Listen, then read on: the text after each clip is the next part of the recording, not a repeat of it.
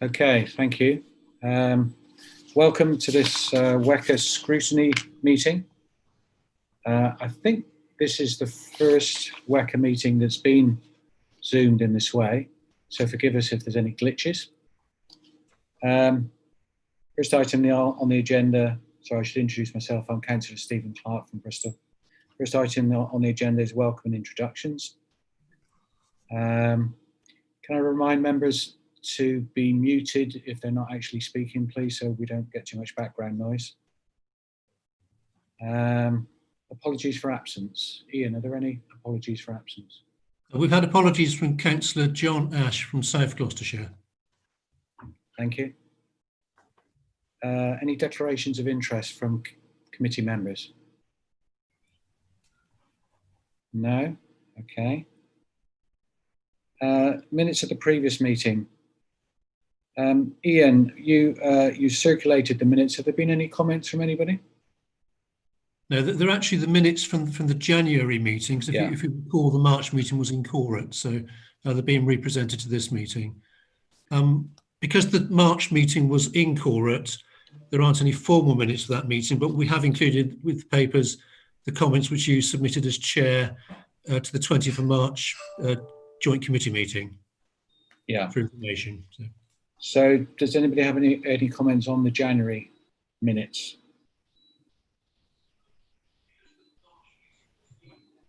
Are people happy that I sign those as a true record of the meeting? Thank you. Okay. Thank you, Ian. So the next item on the agenda is public forum. Ian, do you want to let people in one by one from the waiting room, please? We'll do that. So Suzanne, please can you let David Redgwell in first, please?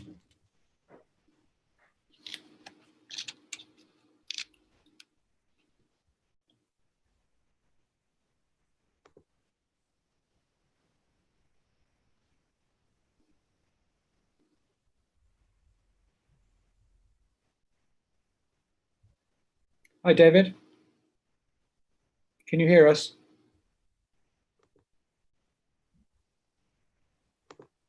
You speaking to me? Yeah. Hi, David. Can you hear us?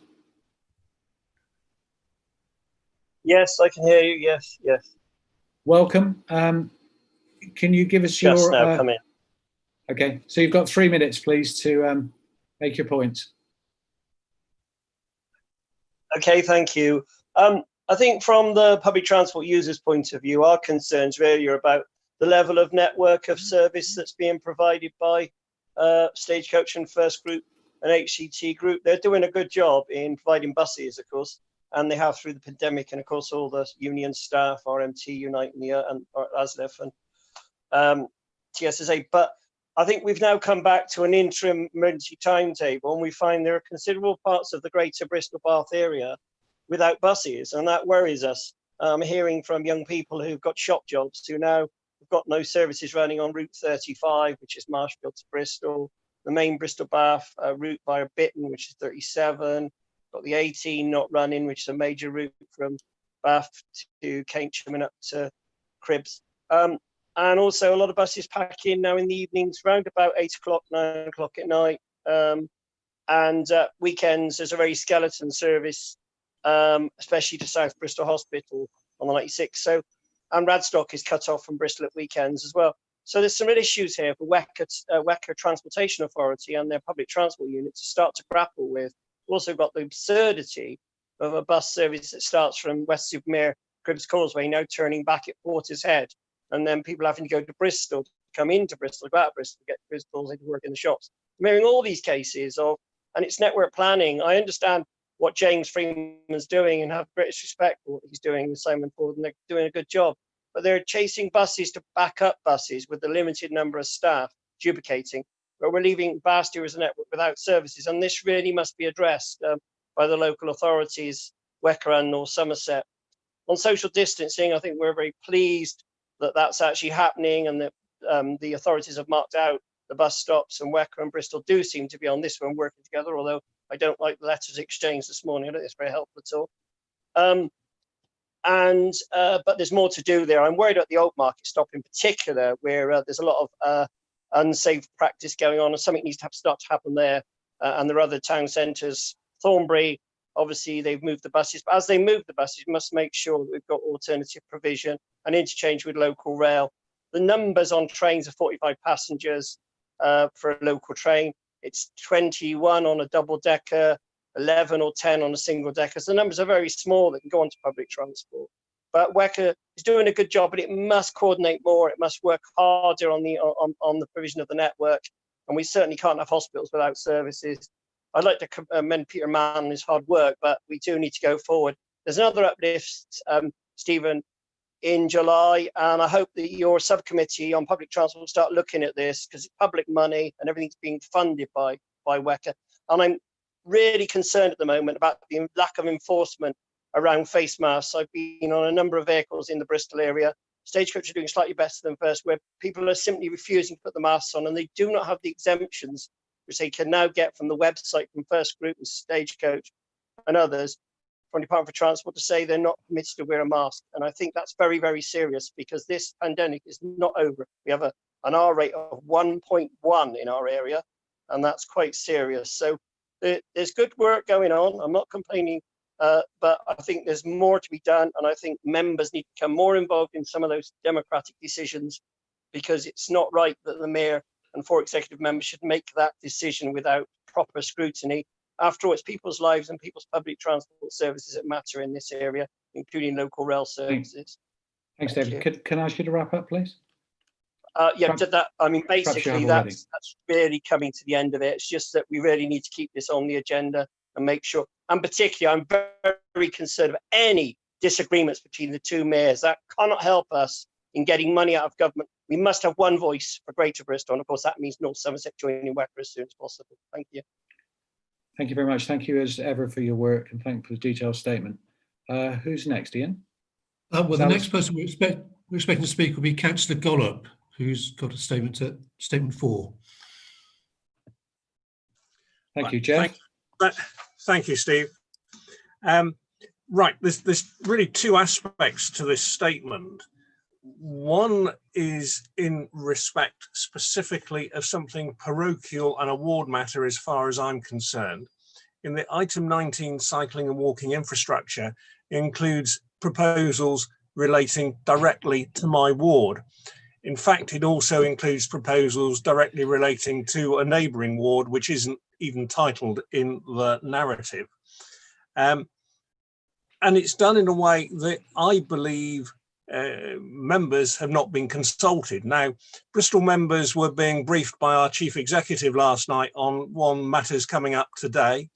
And I was assured there, and Vari has assured me, that as members, we've been consulted.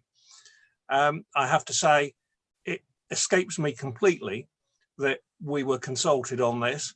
And if you talked to any one of my 15,000 residents, I think you would find that they would agree that they've not been consulted. So the effectiveness of WECA's consultations is perhaps an issue that needs to be borne in mind. But the bigger point of principle is that on reading this report that should have gone through quality assurance checks to get to this stage, there is a description of a road junction that doesn't exist because the 2 roads are a mile apart because of a typographical error. Now, I am no traffic expert, so I can only work on looking at what I know. And when I see a detailed traffic report presented that doesn't even get the name of the road right, I find myself looking at the rest of the report and thinking, what can I believe? What can I trust? Now, my concern is that this is clearly not a WECA problem. I don't expect WECA officers to have detailed knowledge of the roads that make up each different ward. It's clearly a Bristol problem because Bristol's prepared the report. But if WECA badges reports prepared by underlying unitary authorities and those reports are wrong, that reflects on WECA. So my concern, therefore, in audit committee capacity is that actually there's reputational damage to WECA arising here, which is actually a problem within the underlying local authority. The wider issue is if I have found one page that I know something about in the hundreds that we've meant to have looked at and scrutinised, that casts doubts in my mind on all the other pages. And I just have a real worry that this is something that is not working. Local authorities putting reports together, submitting it and having it printed under a WECA banner just does not make sense. So, Chair, there's a lot of issues there.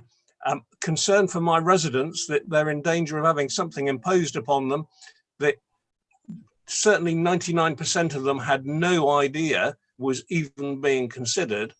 But the wider issue for us is trying to carry out scrutiny in a way that we can't, because we are only a small representation of the wards in our 3 or 4 constituent authorities. Thank you, Chair. Thank you, Jeff. Ian, who we got next? The next. Oh, sorry. I got Vary with her hand up. I don't know, Vary. I mean, this is public forum, but do you need to speak now? I can't wait. I just wanted to say that Jeff does raise a really important point there. But I'm sure we can. Do you mind? Yeah. Do you mind if we deal with it? Because I was going to make a comment as well as under Chair's business. So let's talk about it then, if that's okay. Yeah. Leave your hand up though, if that's okay. Ian, who's next? So next is Gavin Smith. So Suzanne, could you let Gavin in, please?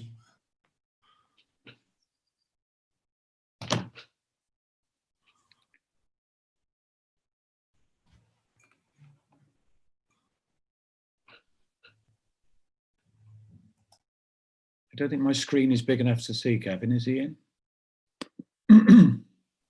He is connecting at the moment. Okay.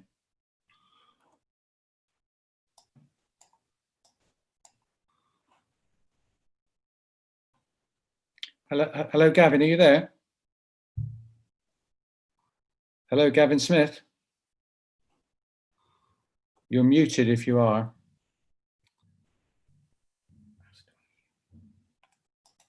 Hello, Gavin. Yeah, how's that? Yeah, hello? Thank you. Welcome. We've read your statement. You've got 3 minutes to say anything else you want to say or to repeat some of the items in your statement. Thank you. Thank you very much. Yeah, it's Gavin Smith, Transport for Greater Bristol Alliance. We support WECA's evolving bus strategy, especially park and ride and bus interchange. And on that, we'd just like to say, on the park and ride, the main one has got to be the M32. It's been put off for years. Compulsory purchase probably will be needed. And once it's done, we can have bus lanes into Bristol. That'll make a huge difference. But we also need one on the A37 Whitchurch, which might well be North Somerset, but they do generate most of the traffic. Similarly, A38 North in South Gloucester, ditto. On the bus interchanges, we like what's already happened at Southmead Hospital, Bristol Parkway, Old Market, but we'd like to see similar bus interchanges at Fish Ponds, Bedminster, Kingswood, and in the city centre, Old Market, Cabot Circus, Bond Street, Temple Way, Temple Meads on Friary, Triangle East, Two-Way on Temple East. Triangle East, up by the university. We think buses will all, hopefully in Bristol, they'll all end up being called Metrobus as sort of branding, but that needs to be only one arm of the rapid transit strategy. The other needs to be a rapid transit tram system and rail system, the equivalent of Nottingham, Sheffield, Manchester, etc., soon Cardiff. And so we're writing a rapid transit plan, which we will submit to WECA and to the City Council before long, which will beef up Metro West, but also add tram systems where corridors need it. So we support the various ideas for A38 Gloucester Road tram and A4 Bath Road. We support that. We do not support underground proposals because they're unnecessarily expensive. There aren't enough stations. It's not good disability access, so we don't support that. Nor do we support tram routes to Bristol Airport, which is already been, its expansion has been turned down by North Somerset. We don't agree with that. We want to alter the modal split of the city. In parallel, we do a traffic management plan, which we'll also submit to yourselves and to Bristol. and a parking plan, because unless you tackle the massive rat running problem we have in Bristol, which mostly affects inner city areas, unless you tackle that, you might as well wave goodbye to any alteration of modal split. So we do have a plan to do that. It'll take a longish time. It'll be phased. The COVID-19 measures that started now are a good start. And we want to work towards livable neighborhoods, permeable, as we say here, by tram, bus, cycle, foot, and servicing access, but impermeable to extraneous rat running traffic, which isn't too much to ask and can be done. And to be honest, Avon County Council used to do it. It's not been done since. So we will be presenting you with a traffic management plan for your consideration in due course, hopefully not too long. Thank you very much. Thank you very much for your detailed statement, which is very interesting. Thank you. Ian, who's next? Okay, so next is Bristol Councillor Clive Stevens. So Suzanne, if you could let Councillor Stevens in, please.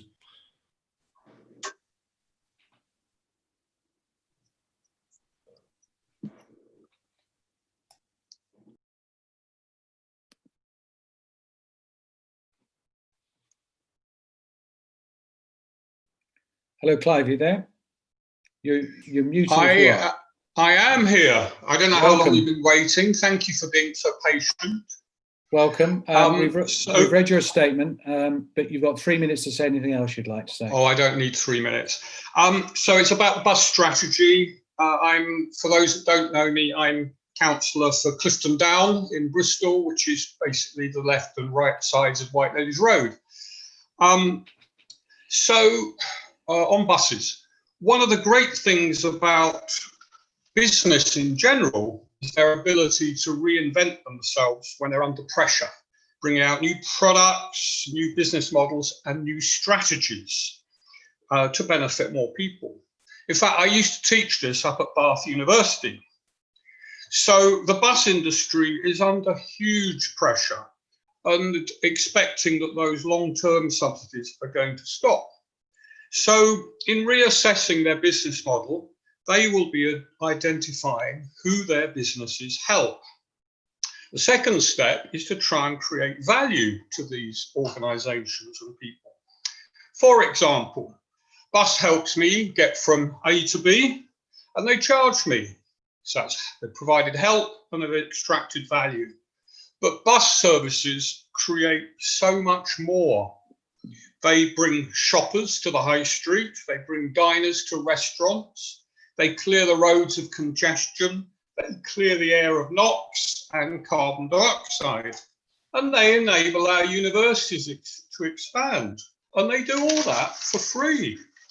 They don't extract any value from all these people and organisations they help.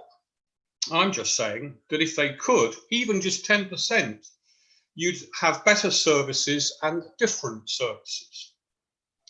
So I'm certain that bus companies are rethinking their business models.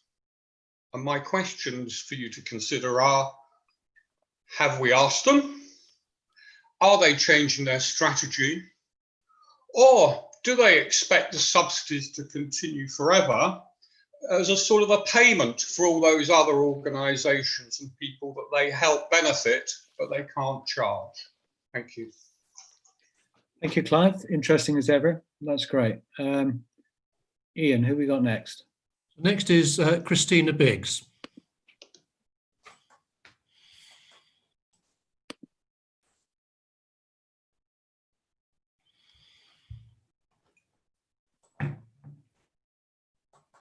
I see a number of people with hands up. I'll deal with those during Chair's business, if that's okay.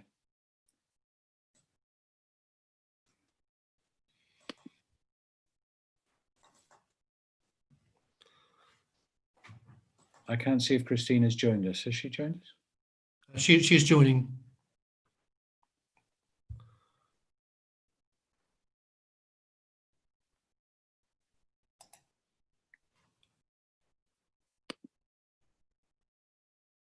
Hi, Tina, can you hear me? You're muted if you want to unmute yourself.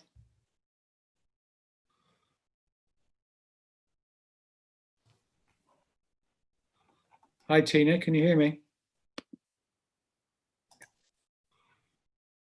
I can hear you now.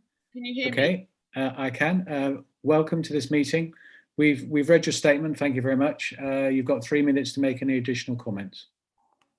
Right. Yeah. So obviously we appreciate that during COVID there's a lot of work to do around. Can you hear me? Yes, we can. Yeah. Great. Yeah. So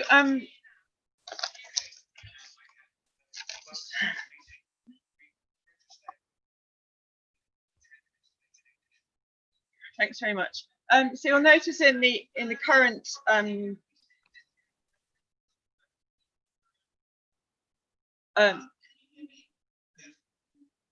You okay? You're getting feedback.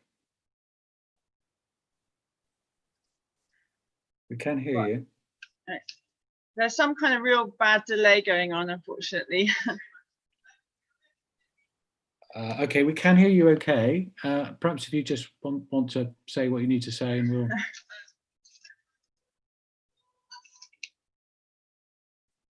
Yeah, there's a really weird long delay here, that's all. You might want to turn YouTube off, Christina. Oh, right, okay. All right, YouTube off. Yeah. Okay, I'll try that.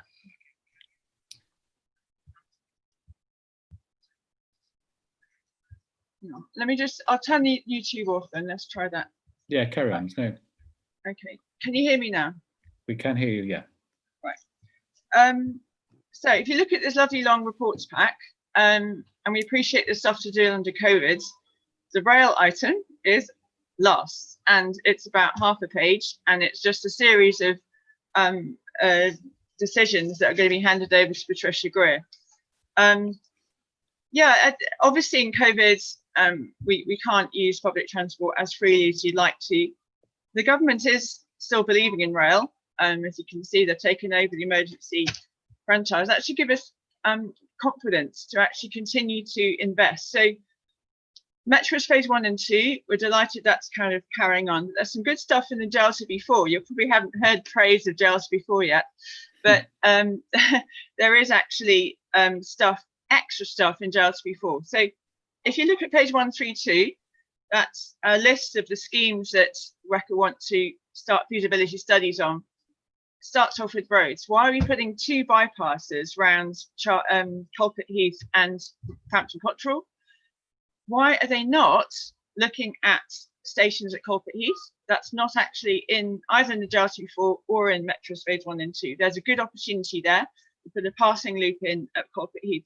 Now is the time to do some building out of Metro West, because, you know, while they're not being used so much, the money has been committed. City deal funds are in for both Portishead Line and the Henbury Line, sorry, but we can actually try to augment phase 1 and 2 while we're at it. So the Brabazon Arena has just been approved. So we need to make sure that Metro's phase 2 has got the JLTB4 stuff about continuing from Brabazon to Bristol Parkway across to Filton Diamonds. That's a great new idea. It's in the JLTB4. And it needs to be incorporated into Metro's phase 2. We're not convinced that that's actually happening. We appreciate that Cruz Patry New Neighbourhood Scheme isn't there yet, but it will be. And there's no point waiting for the houses to build before we build out Henbury.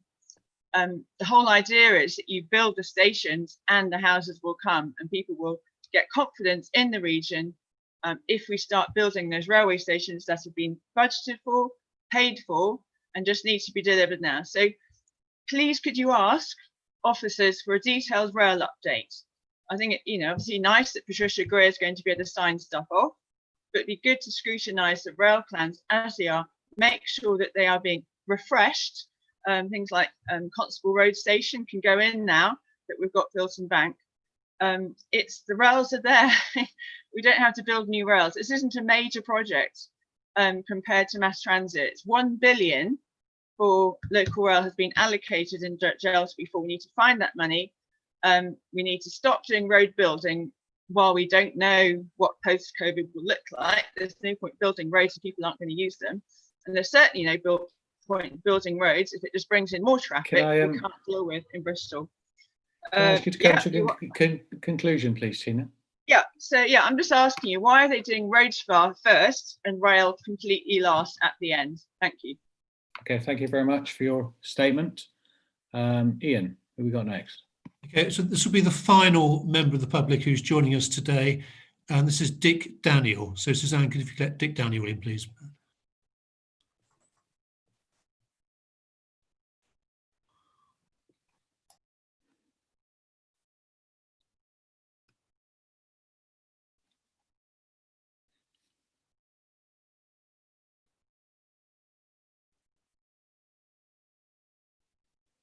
Hello, Dick, are you there? Mr. Daniel, are you there? Hold on. Yes, I'm just starting my video and speaker. Hello. Hello, can you hear me? We can. We've read your statement. You've got 3 minutes to make any additional points you'd like. Okay, just to say that I'm a transport and environmental campaigner for 35 years, and and also with. Yes, can you hear me? We can hear you fine. Yeah. Oh, sorry. I'll just stop the YouTube to. Yeah, right, Shazia, for future reference, we should probably tell people coming in to stop the YouTube, I think. Yeah, I've done that now. It does give a funny sort of feedback loop. Right, so I was just saying that I've been a transport and environmental campaigner over 35 years, and I'm involved with or part of the Bath Area Trams Association. So what I wanted to say to back up my statement is to start off with a quote from the Government Minister for Transport. The quote is, "Public transport and active travel will be the natural choice for our daily activities."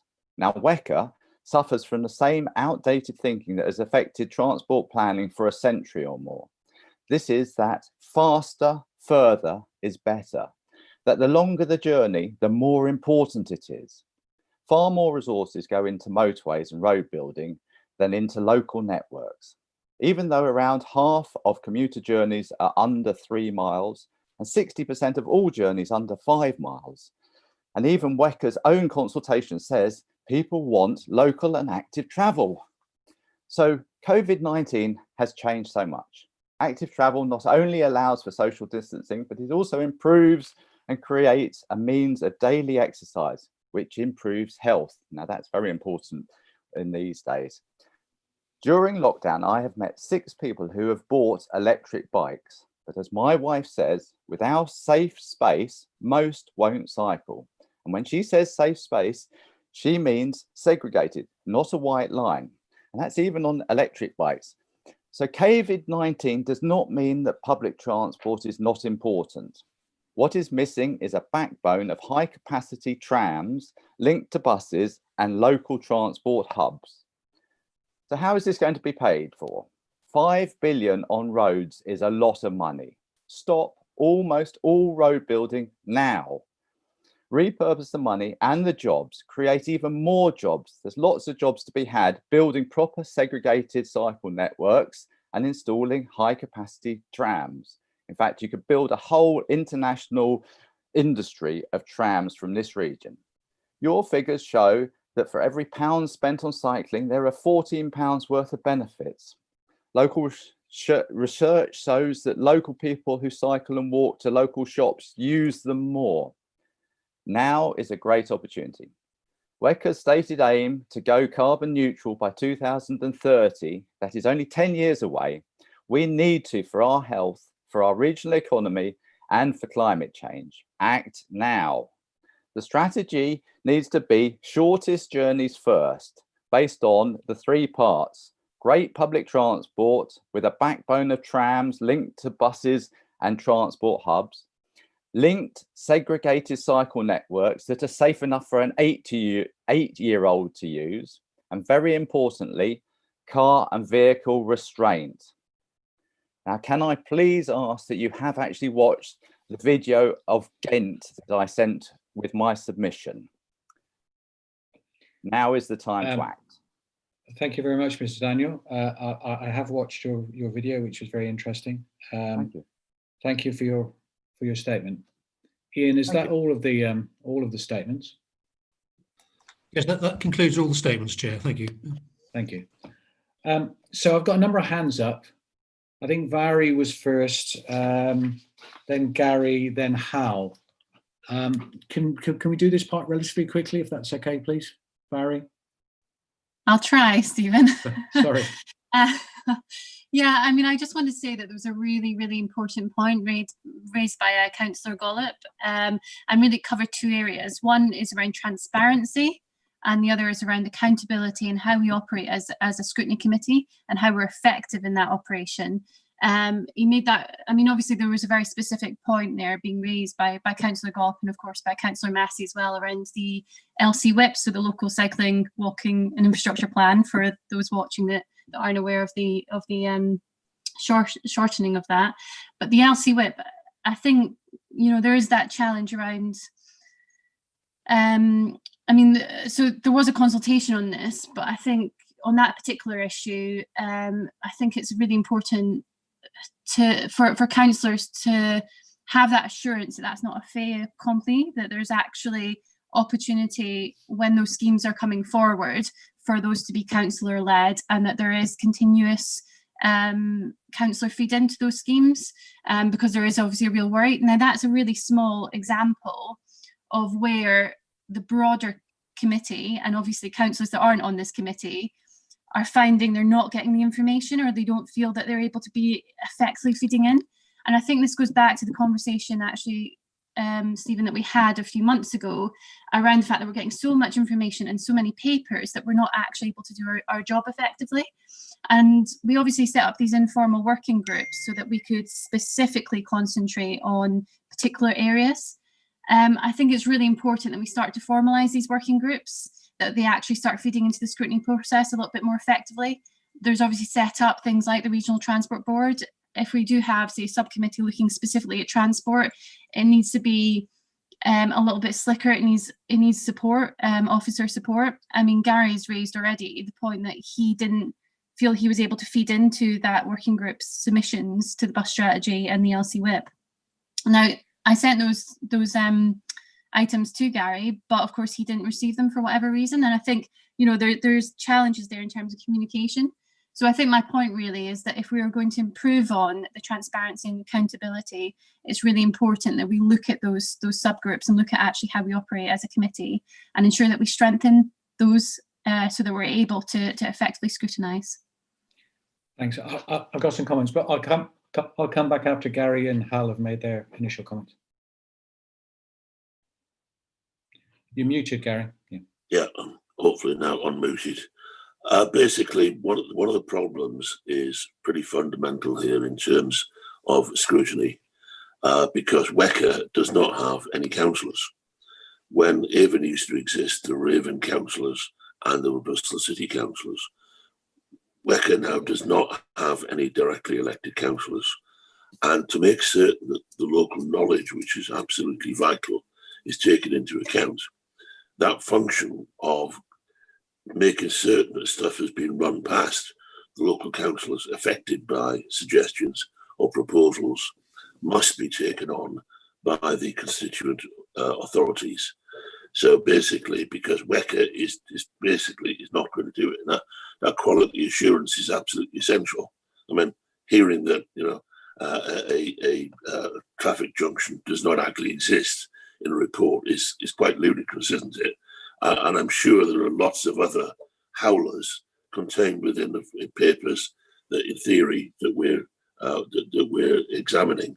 But of course, we don't know because we're only a small sample, and we're getting large amounts of paper that's arriving rather late, and we've got added on top the technical challenges at the moment.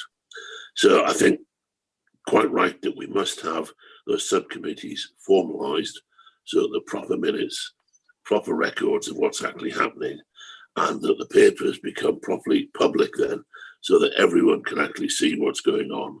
Because to have an organisation like WECA, where there's no proper examination of transport policies, is just ludicrous. Thank you. I've got Hal, then I've got Brenda and James. Yeah, I must say this is an off-agenda item, so yeah, okay. Sorry, Hal, go ahead. I'll be brief. I mean, I was just taken with David Redswell's point about saying that the transport subgroup should come in and look at the services that are being done at the moment, at this moment in time. So I'm saying the same as Gary and Mary, but it's very clear, as they've said, that they've taken on the bus strategy. We've got to ramp up the scrutiny. Thank you, Brenda. Can I ask in future that you put your electronic hand up, because I've got a number of different screens going, but yeah, go ahead, please.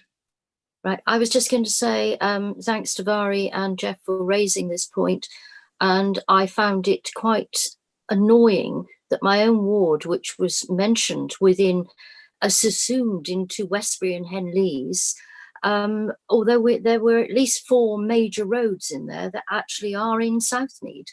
So a bit of proofreading or officers who actually know the area writing reports would be welcomed.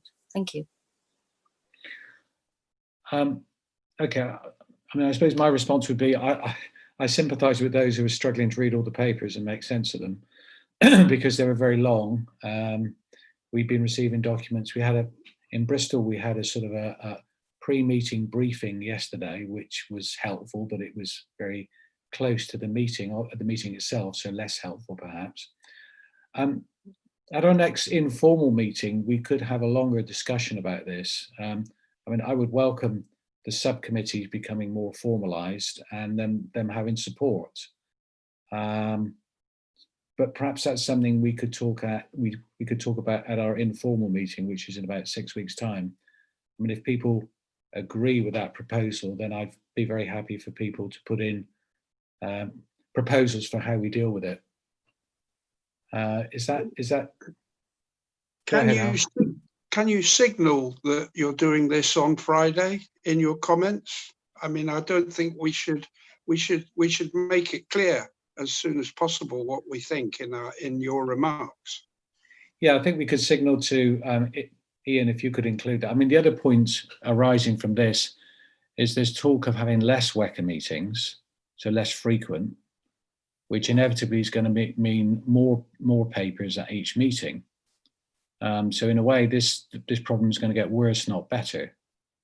But yeah, yes, Hal, I will ensure that the point is made that we think we're struggling.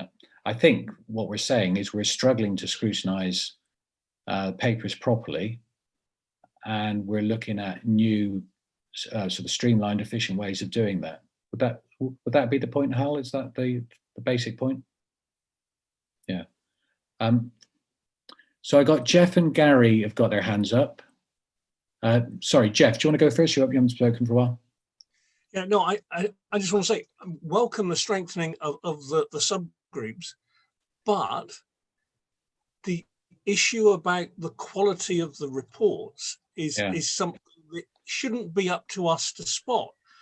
Now, I just remember reading an article some years ago about someone running an airline and said that if a customer finds that there's marks on the mat, on the tray, on the seat, they immediately assume the engine isn't going to work either because the compartment hasn't been cleaned properly. I put that in the context of this, and it shouldn't be down to scrutiny to pick up flaws and to pick up other shortcomings in the reports. If I just mention, one bit talks about aspirations about a very narrow road. Of course, there's aspirations to widen the pavements, but if you widen the pavements, there is no road. That happens to link Westbury-on-Trim and Southmead. It's put in there as an aspiration. So that's one point. The other point that I just think, out of real courtesy, the stuff in that report actually has been done this morning, albeit under the COVID-19 measures in Bristol. But why weren't we told that it's already being done on a temporary basis? Those are common courtesies. So actually strengthen the subcommittee bit, but somehow we need to make clear to the mayor and to WECA officers that we expect them to demand quality assurance from the underlying authorities, not any old desktop report knocked together and submitted without it being checked, because that is quite appalling. I don't know whether the other authorities have the same problem. I only know that's how Bristol has conducted it, and it's quite appalling. I'm not quite sure whether it's reasonable for us to say that the quality of the reports that come to us as a whole are insufficient or aren't proofread. Clearly, this is an example where things haven't worked properly. But I'm reluctant to condemn the whole system on the basis of this one particular report, if that's what we're talking about doing. I'm not condemning the whole system. I'm really saying that if out of 500 odd pages, there's only one page that I actually know specific details about, and I find it's flawed, I have no evidence to assure me that the other 499 pages are right. So okay. I'm simply saying that it creates doubt in the minds of the readers when they find flaws, and it's not WECA's job. There's no way WECA officers should know where those road junctions are, but the local authority that puts them forward, I would have thought, should have visited and should have actually had some way of checking by someone who knows the area, or they could do something really radical and use the local councillors to check it and tell them if it's right. Okay, I hear your anger. Shazia, have you got your hand up? I'll come to you in a second, Gary, if that's okay. Sorry, so just to reassure that we do have a process that includes all of the boards, that we've got members from all of the authorities. We have a number of working groups with all the authority officers involved.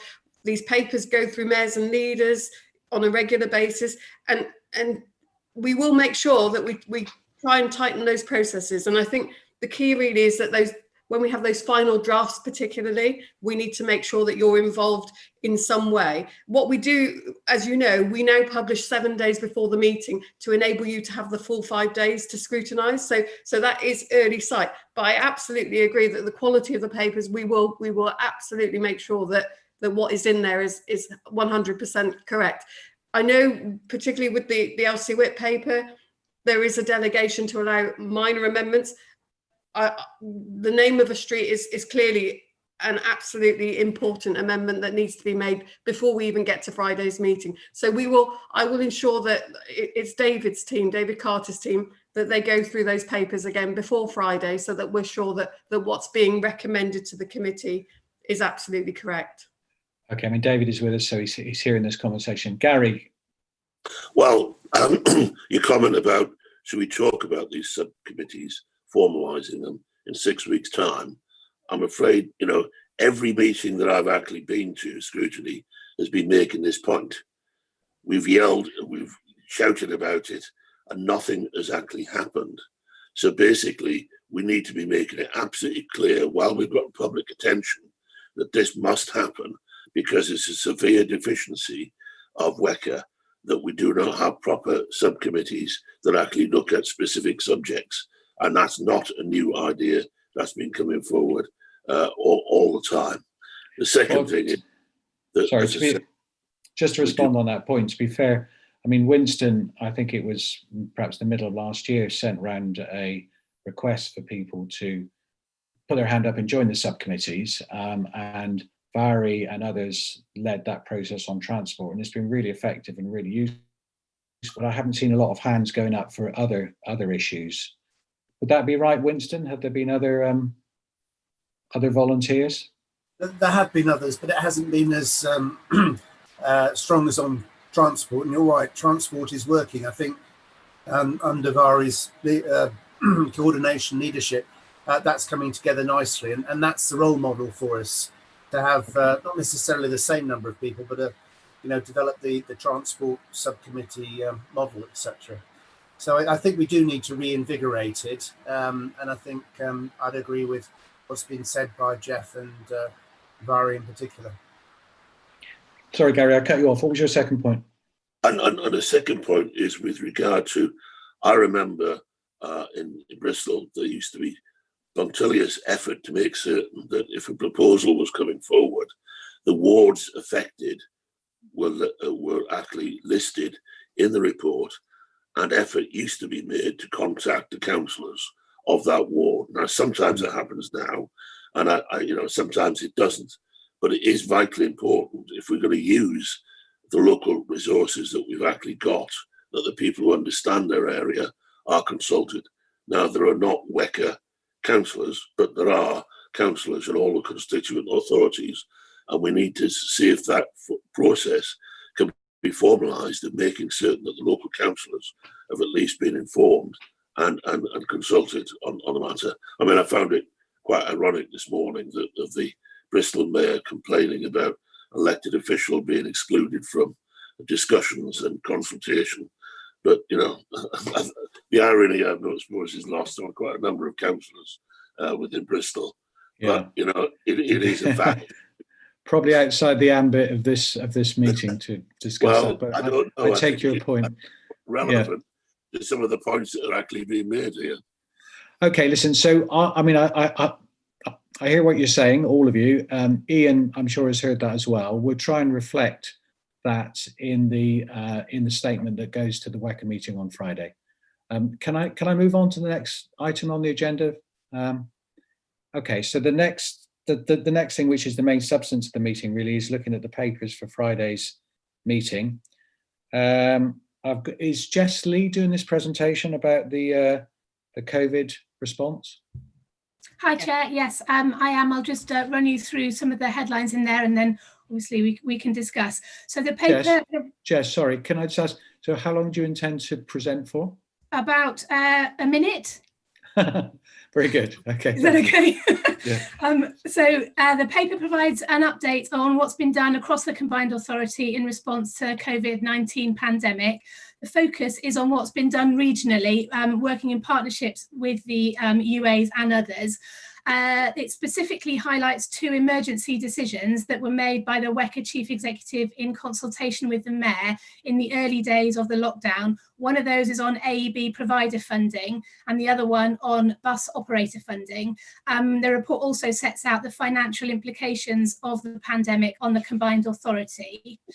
So the body of the report sets out the actions taken across the 3 areas of business support, infrastructure and skills, and where our programmes have been sort of flexed to respond to the crisis. Some of the examples in there include scaling up business support through the Growth Hub, ensuring that buses are available to support essential workers getting to their place of work, and also expanding the Future Bright scheme to support residents whose jobs have been affected by the coronavirus.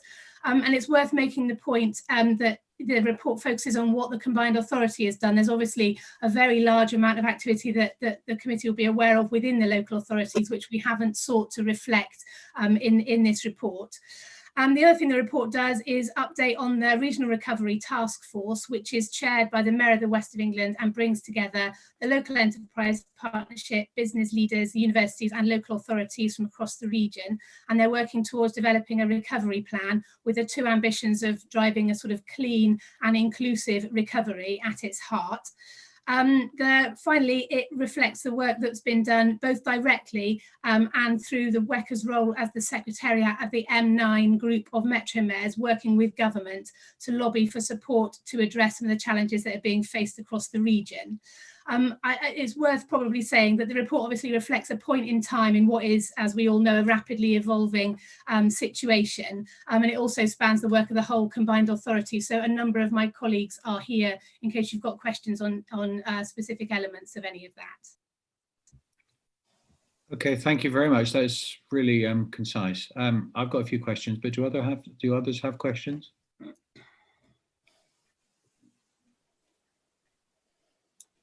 Okay, well, I'll kick off then, perhaps. Let's talk about a devolution white paper. Do you know when that's likely to arrive?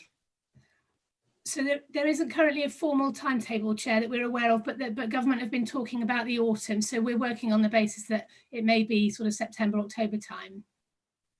Okay. There's a task force, which I think is a really useful thing. In fact, I agree with all the recommendations. I think they're very useful. The task force, will we be able to see the minutes of that task force? What will be the process? Will it be scrutinised? How will that happen? I don't believe that the minutes are published, but there's certainly the discussions are reflected on in press releases that have been put out from the combined authority. I beg your pardon. Go ahead. Sorry. I was also going to say there are representatives of each of the authorities on that. So the mayors and leaders of each of the local authorities are on that task force. I don't think press releases are quite what I was envisaging. Is there some reason why we couldn't see the minutes of those meetings, Shazia? I'd have to double check and see what's in them, but I don't see why not. And I imagine, Jess, they will get recorded through the LEP because it's LEP led. But that's kind of twice removed. That's sort of twice removed for us, then, isn't it? I mean, my request is, can we see? So your request is to see those minutes. So we'll take that request away. Yeah. Yes, please. Yeah. You've got you talk about the impact, and you have sort of three estimates, three parameters. You know, minimum effect, median effect, and maximum effect. Do you? I mean, we're a bit into this now. You wrote this report perhaps some time ago. Do you have any sense of which of those parameters we're heading for? I think one of the challenges is that we don't know whether you're right, we are into this now, but we don't know how we are getting out of it yet. So I think one of the challenges that will really impact on the scale of the across the region, on the scale of the impact, is going to be whether we have future peaks, future lockdowns, what happens with government have been talking about the potential of doing sort of regional lockdowns depending on regional R rates and that sort of thing. So I think we're still in a really unknown sort of set of circumstances at the moment, and I really don't think it's possible to say with any certainty at this point. Obviously, looking at the data that's come out from government, from the ONS over the last couple of days about job losses, would indicate that we're obviously entering into an extremely challenging economic period, which will have an impact on all of us across the region. Yeah. Okay. Thank you. I agree with the recommendations, as I said earlier. I got Vari, then Gary. Sorry, there we go, I'm muted. I suppose so. My first question is a specific question around the careers advice. So I mean, I work in careers, and I've got a very peripheral understanding of Future Bright. I just wondered what proactive approaches the Combined Authority was taking, or Future Bright was taking, in terms of reaching those people that have lost their jobs or in very precarious situations with their careers, and how we're getting out to those individuals. And then I had a specific question around the sort of task force. So obviously Stephen's asked around the minutes, and this has obviously been led by the LEB. I mean, what will the task force be influencing? It wasn't clear really from the papers, a specific area, and what are the inputs going to be from the unitary authorities? So how are the unitary authorities interacting and operating with this task force? Can I answer the second of those questions first, and then perhaps Stephen Bashford, who's also on the line, can talk about the Future Bright question, if that's okay. Sure. In terms of what will the task force be influencing, the intention is that we will work towards a sort of recovery plan for the region, which we're aiming for a sort of October timetable for that. But I think that there's quite a lot of, so that would be a sort of, a high level, what is our ambition and how are we going to get out of this? But I think between now and then, there are a number of sort of points at which we need to be influencing government and lobbying for further support. So I think it's almost an evolving situation where, the task force will enable us to have a clear sense across the sectors of the economy that are important in the region, what the key priorities are, so that we can make sure we're properly informed and we're lobbying government as effectively as possible, as things evolve, as well as working towards a more sort of formal recovery plan, later on. Does that answer the question, Vari? Yeah, well, my other question was just around the unitary authority. So are they getting involved then with the subgroups? So what we're I beg your pardon? Sorry, yeah. Just continue. Sorry, my connection's a little bit unstable, so my apologies. So yes, the local authorities are represented on the task force in the form of the leaders and mayors, but we are also working with, I know that I'm very aware that within each of the local authorities there are also task forces or specific groups that have been assembled to look at the challenges within each of those geographies that we're facing. And so we're working at officer level, certainly, to ensure that all those things come together. We don't lose the fact that there's obviously work local authority level, as well as then what can we do in addition to that at the regional level. So we're working through officer groups to do that, and also obviously with the leaders and mayors being represented on the task force. Okay, because you obviously heard earlier about what we were saying in terms of the challenge around WECA scrutiny and our influence on various levels of WECA policy. I just wondered where you saw, councillors playing that role in terms of, because obviously minutes from the task force overall, but particularly in terms of the working groups, whether there's a role for WECA scrutiny within that. And then the other thing, I had a question. I know the Mayor of Bristol was really keen around the Sustainable Development Goals forming part of the recovery. Is this something that WECA is intending to be part of the overall recovery position? So in terms of Sustainable Development Goals and the sort of framework they provide to measure your progress, I think that certainly we will absolutely need to have a sense of how we are measuring our progress towards the recovery. I think the Sustainable Development Goals provide one way of doing that. There's also Committee on Climate Change type recommendations, goals that we might work towards. But I think what we really need to develop is a package of principles, if you like, that work for us as a region, which draw on the best bits of all of those things in order to ensure that across the whole picture we're clear about what we're working towards and how we're going to know when we get there. So the other question around how the subgroups work. The subgroups are very of the task force are very focused on sort of sector themes or whatever. In terms of scrutiny's role in all that, I think that's something I might need to take away and come back to you and have a conversation with Shazia if that's okay. So just to say, obviously you do scrutinise the LEP when the LEP is carrying out WECA functions, so you would pick that up as part of your work programme in any event? Okay, great. Thank you, Shazia. So if Stephen's there, I wonder if you might be able to pick up the Future Bright question, Stephen. Yeah, no problem. So as you can see, the criteria has been flexed for Future Bright, which is really positive and that can support people in great need at the moment. We have done a very targeted marketing campaign around that, working with the councils. So we've done some social media, local radio to get the messages out there, and the services have been taken up by people affected in that way.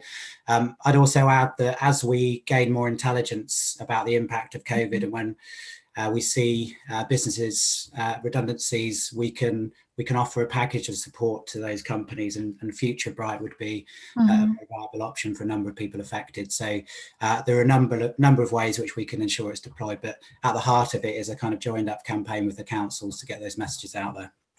Okay, and can I ask, just last question, will a package of materials or support be sent out to councillors? Because obviously councillors are very close to their community. I'm getting people coming to my surgery. It'd be really useful to have some material to be able to distribute or signpost residents to. Yeah, we'll make that happen, no problem. Okay, great, thank you. Okay, so Gary, Jeff and Hugh, please. Yeah, in response to Stephen's query there about what level, you responded, well, it depends whether we have another lockdown or whatever. But what we seem to have at the moment is a very inefficient test, track and trace, which surely is going to make life very difficult for all sorts of businesses planning ahead. And also the level of public confidence in that we're really going to get clear and out of this fairly quickly is also seeming to be sapped. So, it isn't just a matter of, are we going to have a lockdown? Are we going to be clear?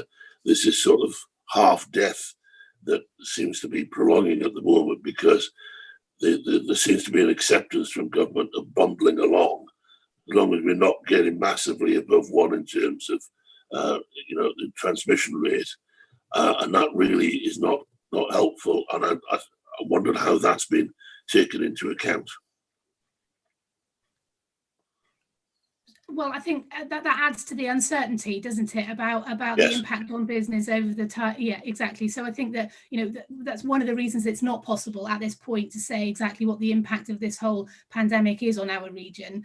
We can see where the likely particular pinch points are, and, you know, in particular thinking about what you just said, you know, the impacts on some of the bits of our economy that depend on people coming together, like, you know, food and culture and creative sector and all of that, which we're very aware of and have reflected in the mix of sector groups that we've got supporting this task force. But I think, exactly as you say, it isn't possible at this point for us to identify exactly what those impacts are going to be, and so that adds to the uncertainty and to the challenge.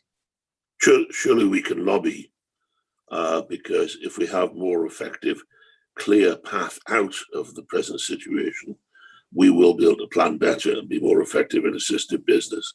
And as an authority, surely we can lobby central government. Absolutely. Sorry, I misunderstood you. Yes, exactly. Absolutely. Which is what we have been doing, both bilaterally between ourselves and government, but also through the M9 group, where we've been lobbying for greater clarity about what the circumstances are at a regional level, so we're in a better position to be able to respond. Yeah, I agree. Okay, Jeff, I think was next. Right, thank you, Chair. Well, one simple question first of all, in terms of the business response panel. I'm just interested how that panel was selected, and is it representative both geographically and by type and nature of business that makes it up? Because that's really important. But then I want to go on, and I had a question that I was going to ask before I read the local news today about the spat going on between the two mayors. And I sort of, to me, I understand why the recovery has to be led regionally, because we are all interdependent in all sorts of ways. And I really just wanted to know, or be assured, that the individual local authorities were all playing their part and contributing in working together with WECA to enable this to happen. And the exchange that's happened this morning suggests that the perception is that's not, and I would appreciate some officer comment on that so that I can actually understand what is really going on.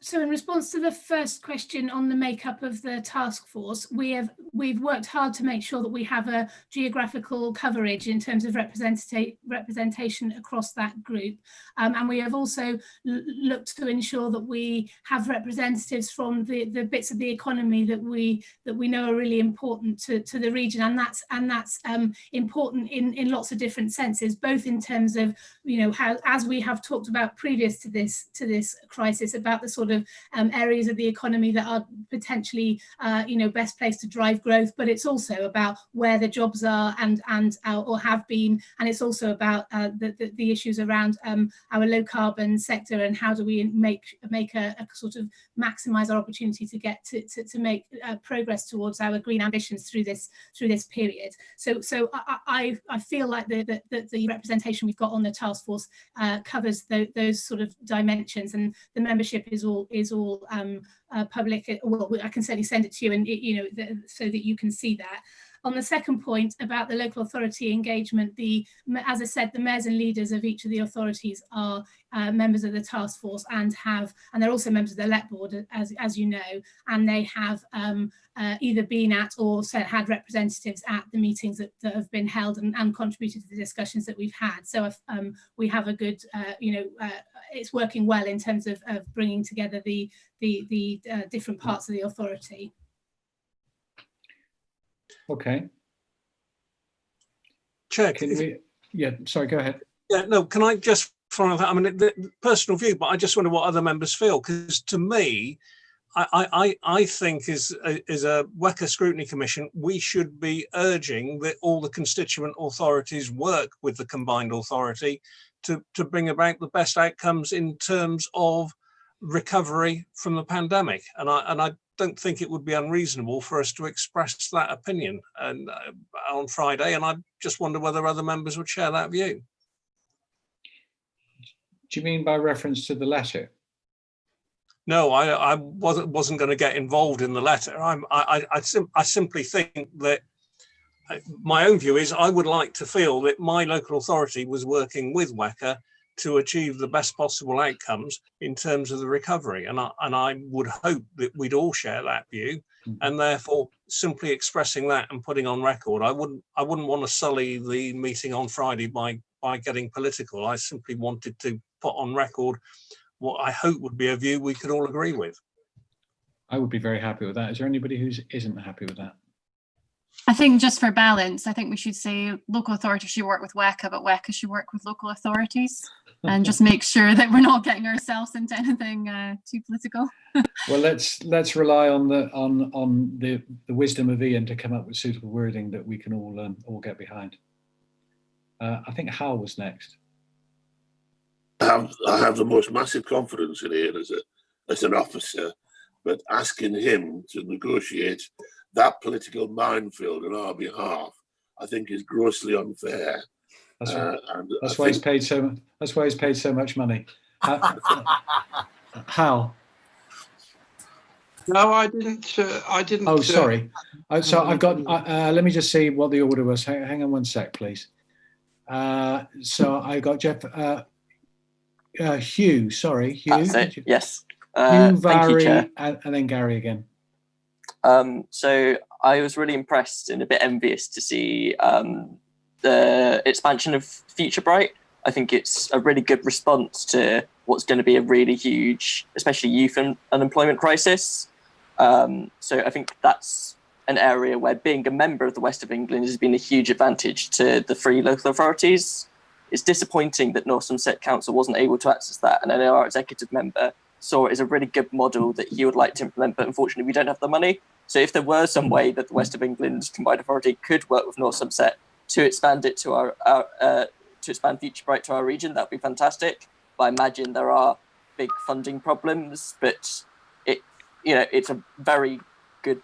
It seems like a very good project, and exactly what a combined authority should be doing to respond to this crisis. And where is it? Jeff Gallop, Councillor Gollop, apologies. He raised the point of how the task force was selected. I know that in North Somerset, when we have our own economic task force, and I was glad to see the West of England task force does have representatives of the housing sector, because the housing sector is going to play a really important role in the economic recovery in the West of England. But they chose not to choose a housing association to represent the sector. So I was just going to urge for housing associations to play a strong role in the, in shaping the economic recovery, because I think it's really important that social housing plays a big role in an area that has huge housing unaffordability. So if housing associations could play a role in the economic recovery boards, that would be really good. Thank you. Vary and then Winston, and then I'd quite like to move on if we could.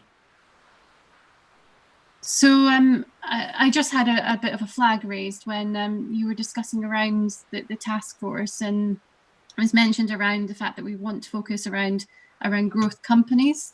And I appreciate, there's often a want around high tech, high growth, but a large percentage of our population work in retail and they work in our agriculture, and those are the sectors we really need to be thinking about when we're thinking about recovery. So I think for me, I know we've got that old Love Our High Streets fund, the 10 million, but I just wanted to know if we've got sort of plans around how we support our high streets and how we support retail coming out of this recovery.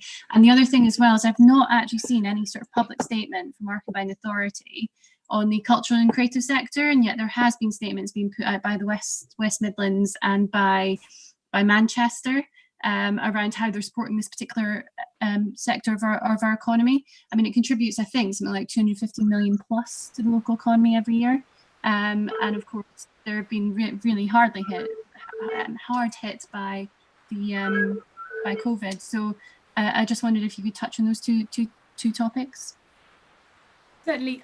My apologies, Vari. I wasn't clear when I was talking about the groups. I wasn't suggesting we were focusing on the growth areas of the economy. What I was saying was that, what I meant to say was that the sector groups cover all exactly as you say, a very broad range of bits of the economy, including those where the jobs are, including retail and construction. And I absolutely agree with you. This isn't about the high tech end of the thing in isolation. Absolutely, this is about where the jobs are and where the challenges are being felt across retail and culture and creative and all the rest of it.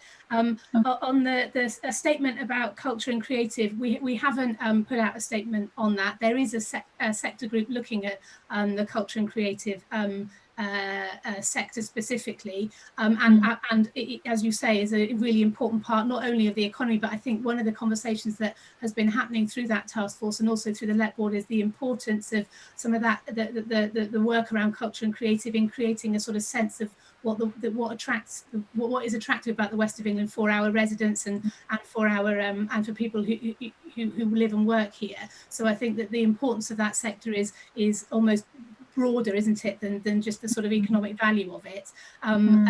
So absolutely, it's one of the key priority areas. Stephen, I don't know whether there's anything to add about some of the programmes that we already have in support of the culture and creative sector.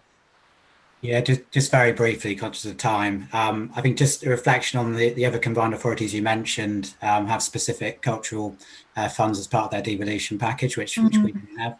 But we are there are a few programs that we're doing. We have a cultural workforce for the future program, which is looking at how we support young people into that sector, and we have other programs like the Creative Scale Up, which does touch on it. So there are bits and pieces, but we're very keen to feed off what the cultural group is saying, and also to lobby with our other combined authorities government for significant support, which it's going to need because it's very, very vulnerable to the next phases of unlocking lockdown, and we do recognise that. Okay, I've got Winston and then James. James, you wouldn't mind using your electronic hand if that's okay. Very briefly, I just wanted to support. This is no time for unitary authorities to be going tribal. This is the biggest crisis we've had since the Second World War in all sorts of ways. So I think it's really important we're in sync, and I think it's important we're in sync on framework and outcomes. So I am quite impressed, Jess, that's a compliment, with the documentation and the framework and how you approach this. In fact, let me be quite clear, I'm very impressed.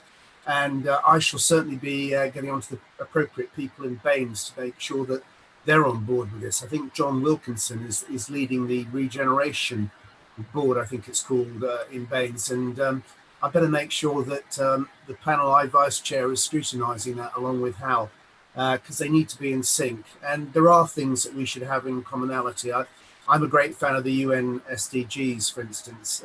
So there are frameworks there available, but the point I want to make is in sync on framework and outcomes, and no time to go tribal. Thanks, James. You're muted, James. Thank you, Chair. I don't seem to have the raise hand function, so I'm going to use the thumbs up. Oh, sorry. Okay. Yeah, so I won't do it physically from now on. Just looking at the report, unless we're going to be talking about it later on, there doesn't seem to be any sort of mention of the climate emergency or sustainability and how that plays a part in the economic recovery, because certainly we can't have a long-term economic recovery without also tackling our commitment to our climate commitments. I just want to check our WECA still on course to go meeting those commitments, and I frankly would be quite appalled to see us use COVID as an excuse to not hit them, like quite frankly Bristol City Council have. Okay, so in terms of the climate emergency and the COVID recovery, I think, need to be looked at almost together, because clearly circumstances have changed considerably during this period, and we need to ensure that our climate emergency action plan reflects the circumstances we now find ourselves in. Behaviour change that we've seen, we need to ensure that we're embedding, move away from working in commercial buildings towards working at home. We need to make sure that that's where we're focusing our efforts on improving efficiency of buildings and all that sort of thing. So I think that the sort of circumstances have shifted slightly, and we've seen some significant behavioural changes that we now need to make sure are embedded in our climate emergency action plan. We also have a bit of an opportunity now to drive some of the, our strengths in the low carbon sector when we're thinking about how we move into the recovery, and how we create growth and jobs in those specific parts of the economy, which will help us towards our ambitions on climate emergency.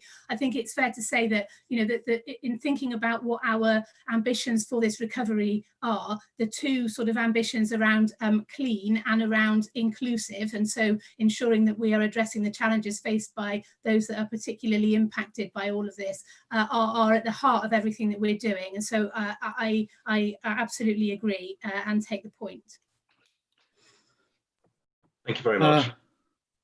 Thanks, James. Okay, Winston, you've still got your hand up. Was that from previously? Yeah. Okay. Thanks. Okay. Thank you, Jess. I think we can move on to the next item, which is an overview of the infrastructure reports. I think David Carter's going to give this, is he? Yes, Chair, are you happy to share my screen to show the presentation? It has been circulated. Yes, please. Yep. Yes, please. Thanks, David. Thanks, Councillor Clark. If I just give we'll go through the slides. It shouldn't take any more than about 15 minutes. And I'll just, are you controlling the slides, Ian? They should be on. Sorry, yeah, but are you controlling moving them on to the next one? Yes, I am. Yes. If I say next. Yeah. Excellent. If you could try and limit the slides to 10 minutes, that would really help me. I'll try my best, Jenny. If you've had enough, tell me. But I think if I just set the context of this, we were asked a number of questions between the Transport Board, the Members' Transport Board in February, and the Members' Transport Board we had in May. I think it was on the 13th of May. Understandably, because there were a lot of papers going to the committee, which are on your list, the 5 papers that are on your list, and 2 things: one, in the context of the climate emergency, and 2, in the context of the COVID-19 emergency, there was a lot of understandable concern that we were pushing on with strategies and plans, and how were we going to deal with both issues in terms of the projects and programmes that were delivered. So this presentation was put together for the Transport Board to talk to the 5 papers that are following. And if I can suggest, Councillor Clark, if I go through it and then answer any questions, and if you can make the questions relevant to the paper. I have read the transport, the subcommittee's reports that Matt Avari sent through this morning, so I'm aware of some of the questions.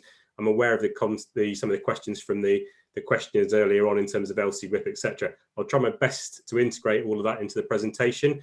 But if you understand the context in which I'm giving this, it will hopefully help. So yeah, that's great. That's great, David. I mean, use 15 minutes if you need it. I appreciate there's a lot to cover.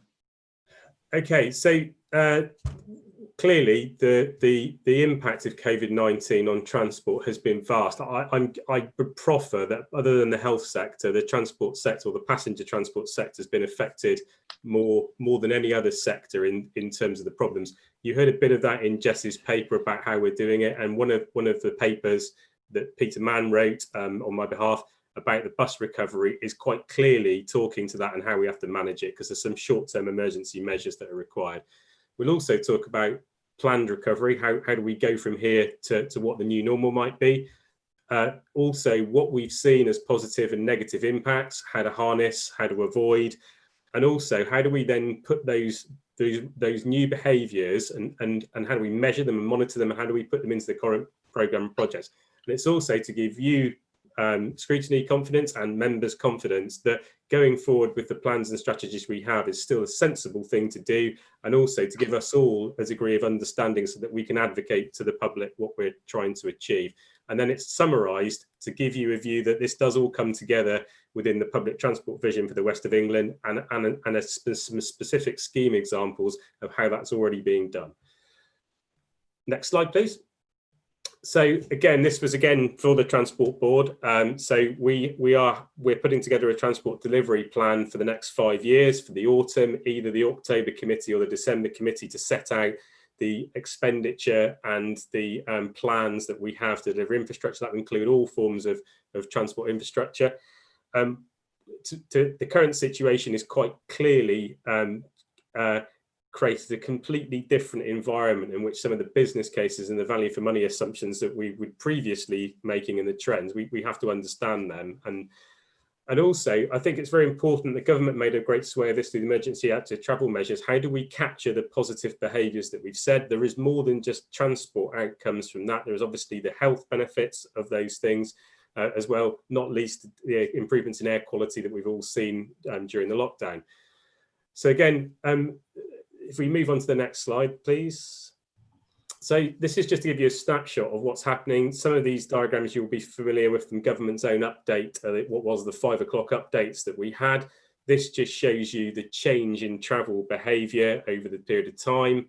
And that's coincided, as I say, with considerable changes in air quality. Funnily enough, air quality in terms of NOx and NO2, etc., has improved vastly more than actually the reduction in carbon emissions. So it's something to do with the transport emissions that occur in urban areas.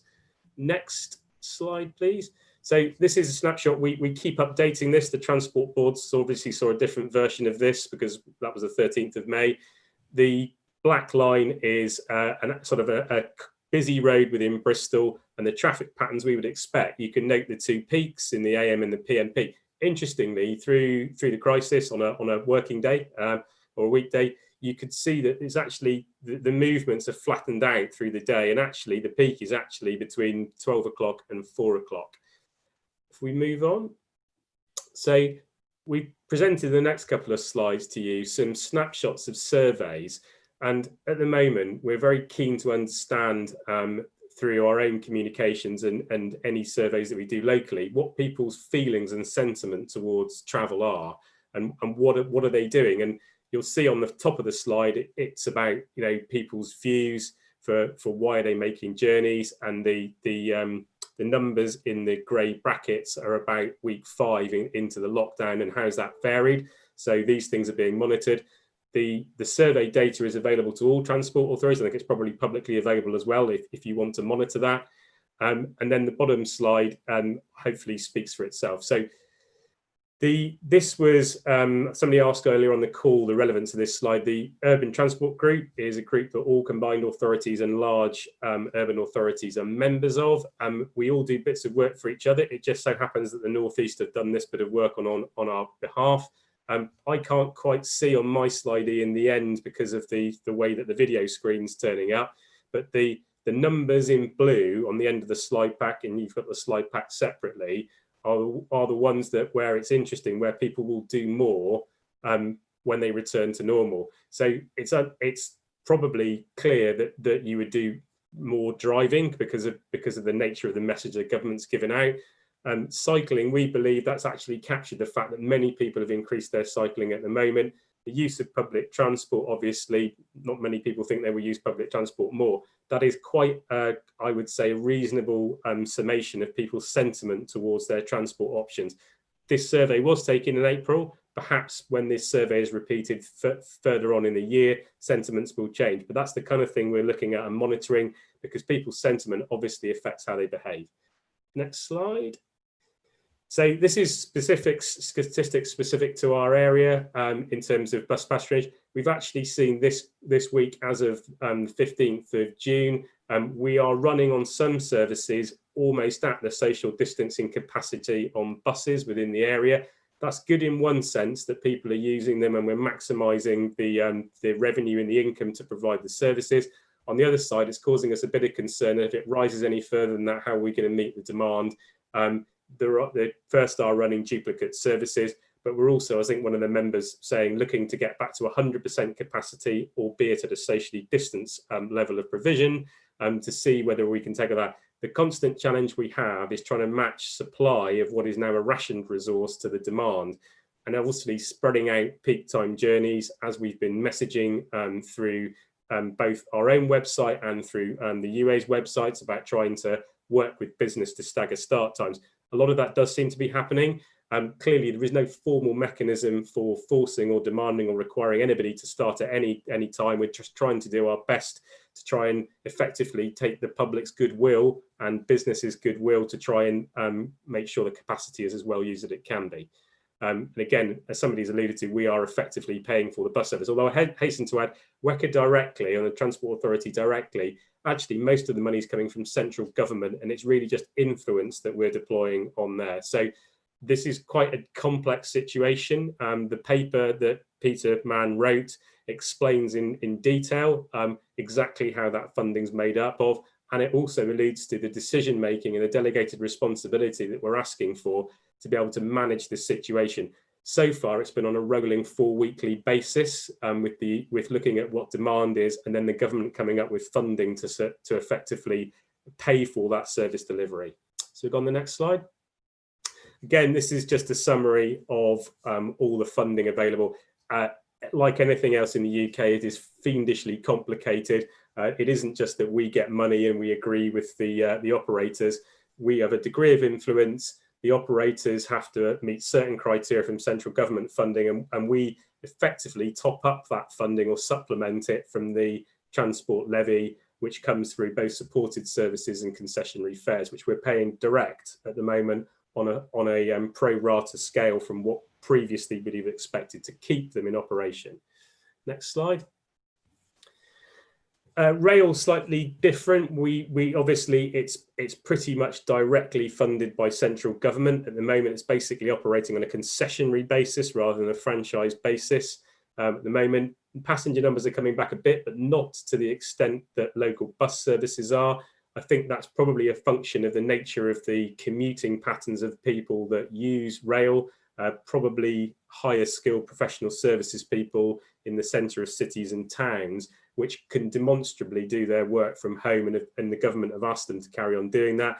People that are probably more essential workers, shops, retail, leisure, that have gone back this week, and probably more likely use bus-based public transport. So that's just an obvious trend. Okay, thank you. Again, so far the road network, and even as of Monday, we haven't seen massive increases in congestion, anything like the level that we had previously. We're in regular contact with Highways England, who operate the motorway network through our area.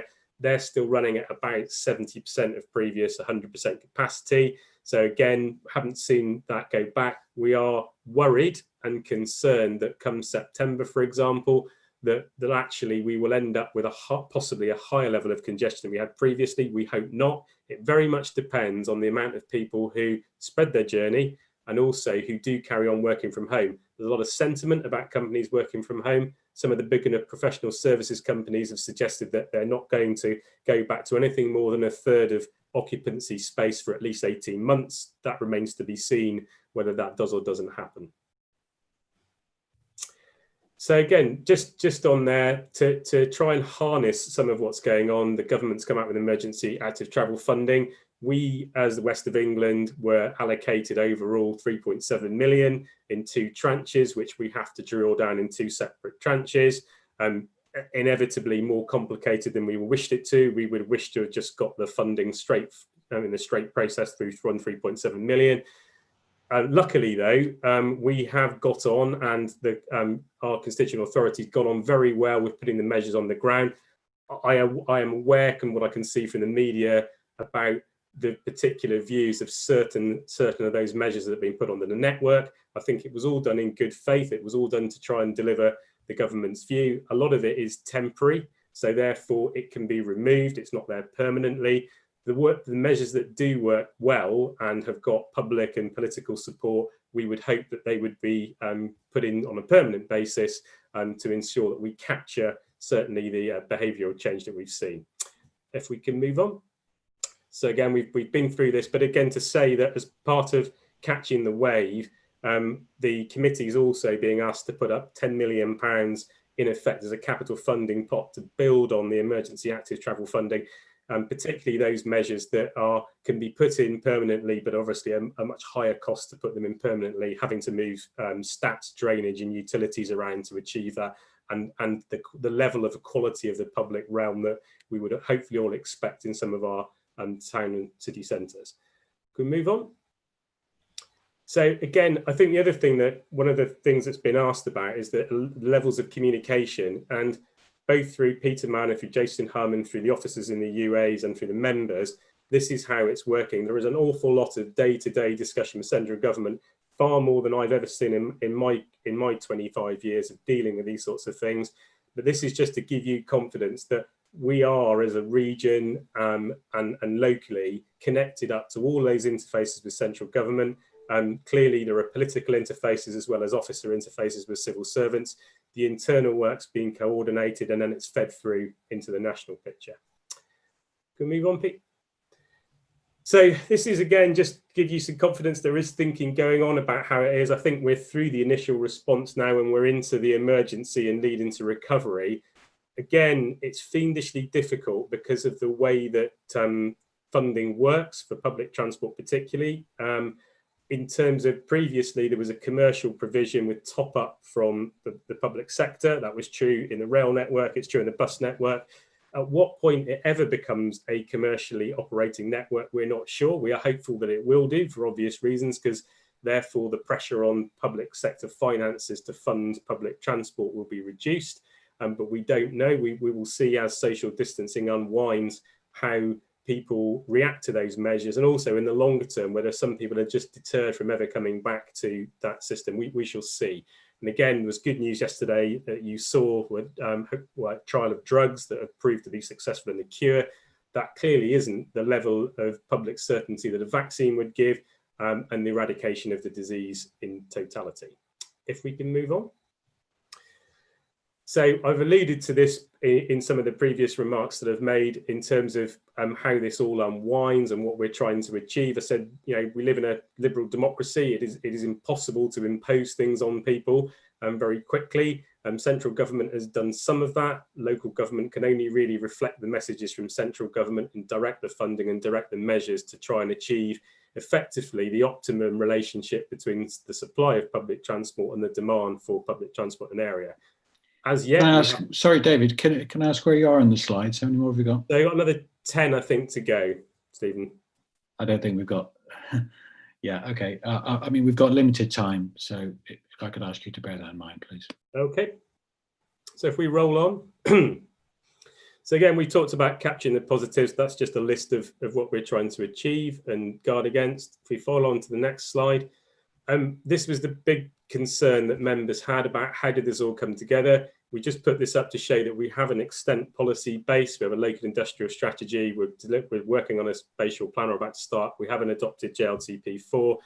The investment programme and the investment plan, I referred to that earlier, to having a 5-year investment plan in the autumn. We roll on to the next one. This was absolutely key in trying to articulate that we are taking data from what's happening on the ground. We are feeding it into policy and strategy and programs and projects. And this is true actually of the climate change data.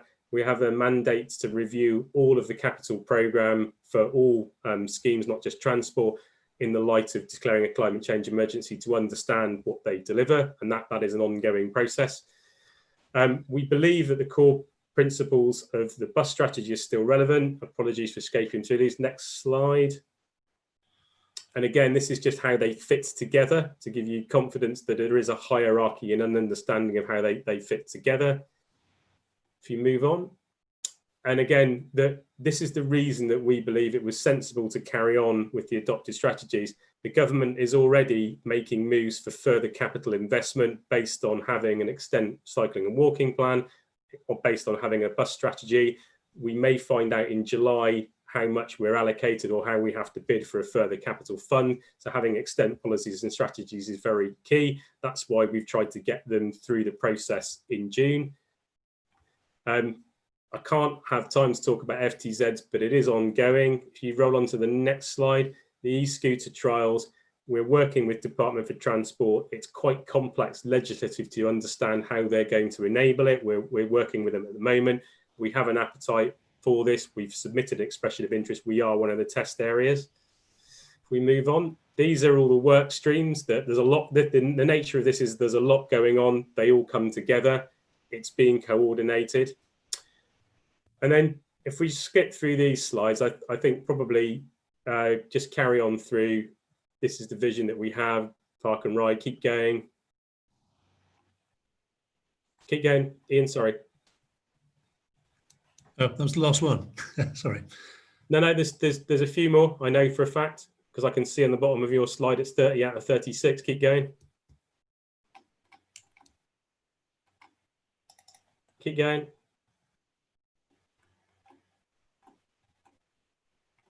$34, please, if you can. So that's right, I'm sorry. Yeah, that's it. Thank you, Ian. Yeah, very key to the discussions we've had. We've had lots of discussions about, or requests about, how much are we spending on what schemes. We don't tend to spend specifically on modes. We're looking at corridors and then how public transport integrates and iterates with active travel, as it's now being called, to ensure that we have sustainable transport corridors. And that is how we've designed things. So if you fall onto the next slide, sorry, to the slide 35, Ian, apologies. That is an extent scheme, which is CPME, Cribs Patchway, New Neighbourhood, but the Metro bus extension. You'll see there a lot of money being spent on creating an end-to-end bus route, but it also encompasses improved active travel facilities. So every time we're designing something to solve a transport problem, as a matter of course, we have to look at active travel and active travel modes. The same is true if we're looking predominantly an active travel solution. We will look at how we can improve public transport at the same time. So that's just to give you confidence that there isn't really a way of saying, well, we've spent X on cycling or X on buses. It is all integrated. I think it's a £123 million programme which integrates public transport with active travel. So thank you very much. That's enough from me, and I'm more than happy to take any questions on the presentation or the papers. Thank you very much, David. Can we have the slides, please?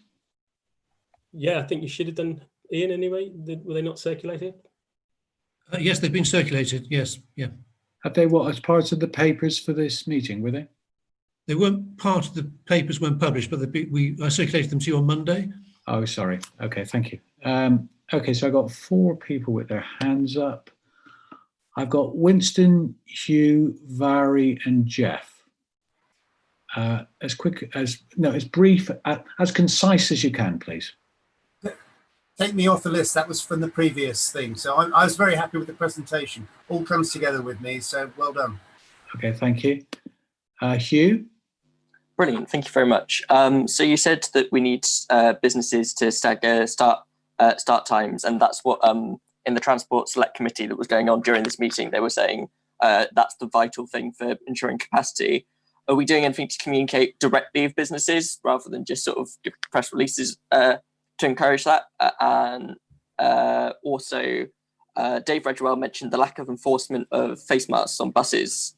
Again, in that meeting, it said that in Greater Manchester, 75% of people using buses are wearing face masks. Do we have any local level data to know what the adoption rate has been like here in the west of England?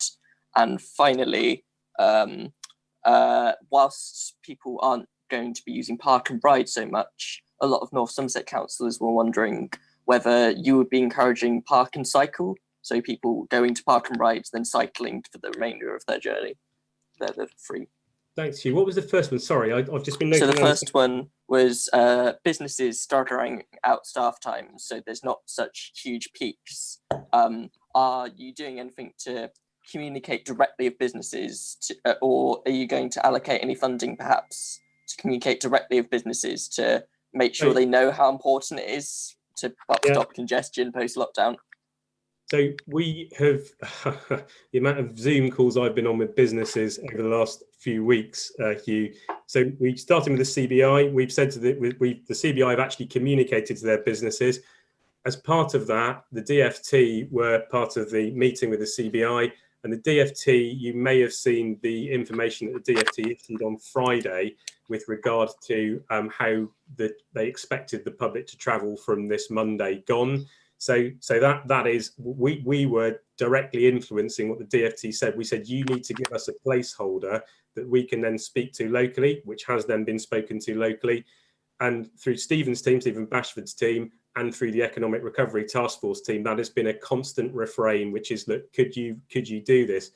The thing we're trying to get to, Hugh, for September, because it just wasn't doable for June, was to be able to match effectively supply with demand. Now, you'll imagine that we have quite a clear understanding of what supply is available, and it's actually communicating that what is the level of supply in public transport to the businesses to allow them to make informed decisions. So that process is going on. Peter Mann's working with First and with Stagecoach on that. First might actually have a digital app to be able to work out both available capacity and spare capacity in real time. We'll see whether they transpire to do that. And of course, all that information will be made available to the public and to businesses to be able to make those choices. Face masks, my understanding is I think it was about 50% that the operators said as of Monday that were being used. The problem, of course, is like lots of things, we are all reliant on the public heeding the messages and the sort of the social conscience that people have. Enforcement and effectively the pursuit of the enforcement and then the prosecution of the enforcement is very difficult, cumbersome and time consuming. So I think the messaging that we're putting out, and certainly anything from I'm sure from members and officers, is about, yes, you should, if you're using public transport, use face coverings. But I think the reality is actually enforcing it to 99%, 100. It's probably, I hope, over time, people will see it's the new normal. It's a natural thing to do. And we will get to those levels, which again, when we actually start getting to the point where public transport is getting to the peak again in September, that it's just become a normal for us to use. Brilliant. And on that, is it right to ask, are there any lessons learned from Greater Manchester and why their face mask adoption is much higher than ours? Or is it just people in the west of England are much more risk averse than I don't know if they've done anything different to us, Hugh. I can find out. I clearly can't comment on the aptitude of people of the west of England for use or non-use. Maybe we're more militant. I don't know. Thank you very much. Thanks, Valerie. Thanks, Stephen. So I'm just going to list a few points. Apologies, it's quite a few. I wanted to start with the bus strategy. Obviously, you've received our response to that and the fact that we felt it was a very poor document that went out to consultation. Obviously, the document's much improved, and I welcome the fact that it's reviewed in 18 months. So I just wanted to confirm the fact that it is being reviewed in 18 months. I think our biggest challenge with it is it doesn't really make any of the hard decisions. There's a lot of guff. I don't think anyone disagrees with the content of the document itself, but all the information really kind of hides the very, very meaningful stuff, the stuff around interchanges and the stuff around smart ticketing and operator requirements, etc. And I think there could be something much better done with that. So it's good to see it's going to be reviewed. But my question still would be, where is the ambition within it? Within bus recovery, I'm a bit concerned about the political messaging or the messaging that's going out, because I don't know if it's being reached to the general public, particularly an anecdotal case around disability and disabled passengers. One of the biggest concerns raised to me by residents who are in wheelchairs is the fact that the buses currently aren't set up for social distancing in wheelchairs, because there tends to be only 1 or 2 spaces. So I think thinking about how we actually refit our buses so that actually more wheelchairs can socially distance on buses is really important. It's really great to see the review of schemes against the climate change obligations, and I really hope that will go to the transport subgroup to look at in detail what schemes are being reconsidered as a result of those new emergent climate change obligations, particularly ones that are very road heavy. The LC Whip, I think it's really important to recognise the comments that were made earlier by Councillor Massey and Councillor Gollop. They're very concerned about some of the content within the document not being accurate. but I also think it's really important that we get clarification that it's not a fait accompli, and that as and when schemes are coming forward, because obviously this is quite a lengthy and long-term document, as and when schemes are coming forward, that members will be engaged and involved in it. Funding for emergency measures, 741,000 seems quite low for an entire region for emergency measures. I wondered why we bid for such a low amount compared to other similar combined authorities. So my question again is where's the ambition from WECA? I really welcome the corridor approach. However, again, I need to pick up on slide 35. You're saying that we're taking this approach and that was meant to be an example, but we don't have any segregated cycle lanes, despite the fact that that was a really wide road that you just showed in that slide. It seems really odd that then we're still encouraging the mixing of pedestrians and cyclists and bus-only segregation. So I think I would really ask that when we're considering this corridor approach, that we really, really think about segregated cycle lanes. I really want to support Hugh's comment around work and cycle. There's not enough cycling infrastructure nearby bus stops. Obviously, Metrobus kind of transformed that, but it'd be really good to see a lot more cycling parking available on roadside. And my final one is around agenda item 21, which is around the spatial development strategy. I just had a few concerns about the timeline for that. Obviously, Bristol's got elections next May. The West of England Combined Authority's got elections next May, and you're looking at doing a consultation over May, June, when we've got those elections happening. So I'm just conscious of timing of that, because if there are any changes to administrations, it's really important that those voices are heard. Thank you. That's all. Sorry, David, it's a bit of a... Do you want David to respond to those points now? What would that be the way to do this? So what I would suggest is I wanted to make those points here, but I'm very happy to maybe send you them in an email. I don't know if there's anything from what I've said, David, that you particularly want to pick up on. No, if I could, Gary, because I think the bus strategy is one where I can understand the comments that have been made by the subgroup with regard to it, but I think all I can ever do as an officer to say is that inevitably we would all like to see something that's a strategy, have absolute clarity of how it's going to be delivered and funded, and some of your comments allude to your ideas on potential funding. I think the reality, of course, is that anything that's funded is a combination of funding and some that has to be bid for, some that has to be raised locally. And I think we took the view, I think, when we were looking at it with your own officers, that things that were political decisions in the future about how you funded something, if you set an aspiration there, and you alluded to this in your own elections, it's not for officers in a strategy to commit politicians to a decision process that they haven't yet discussed. So I think we were quite careful, and I guess you could call it bureaucratic, in ensuring that there was a lot of ambition which radiated members' views of what they wanted to see. But understandably, as it isn't a plan of how do you deliver each bit, the next stage is taking the ambitions, like the bus infrastructure paper actually, and saying, this is how we will do it, this is how much it's going to cost, and these are the political decisions that you will need to make to implement it. So I apologise, it's a bureaucrat's answer, but it is how it had to be delivered. The bus recovery on the wheelchair users, just to let you know, that's been raised again.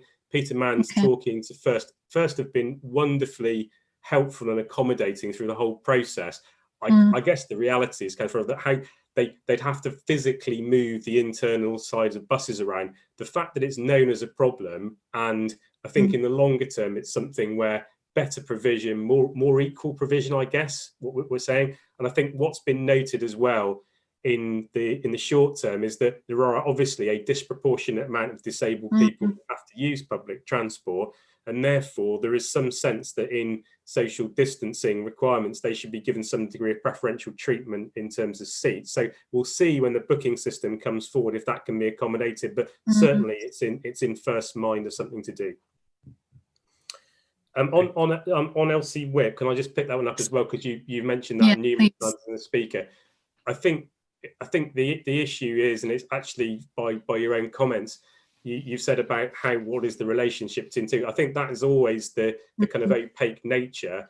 the plan's put together as a composite plan for the west of England, but the implementation of it is many and varied. Sometimes it will be direct funding, sometimes the UAs will use their own capital funding, sometimes it's WECA capital funding, how that all goes together. But I can reassure you, because members asked the same question, that the intention is there would always be a local consultation for any works or changes to the highway or road network or the public realm associated with that. And I think one of the things that we were tasked with doing for the final version of the LC Whip is making it clearer on the diagrams themselves that they would be subject to further consultation. But I do appreciate the point about were ward members were they consulted on the specific proposals. That's something that we're going to have a look at with your officers as well. We understand the problem. We don't quite know mechanistically how that was either missed or how we sort it out in the future, but we certainly will come up with something for that.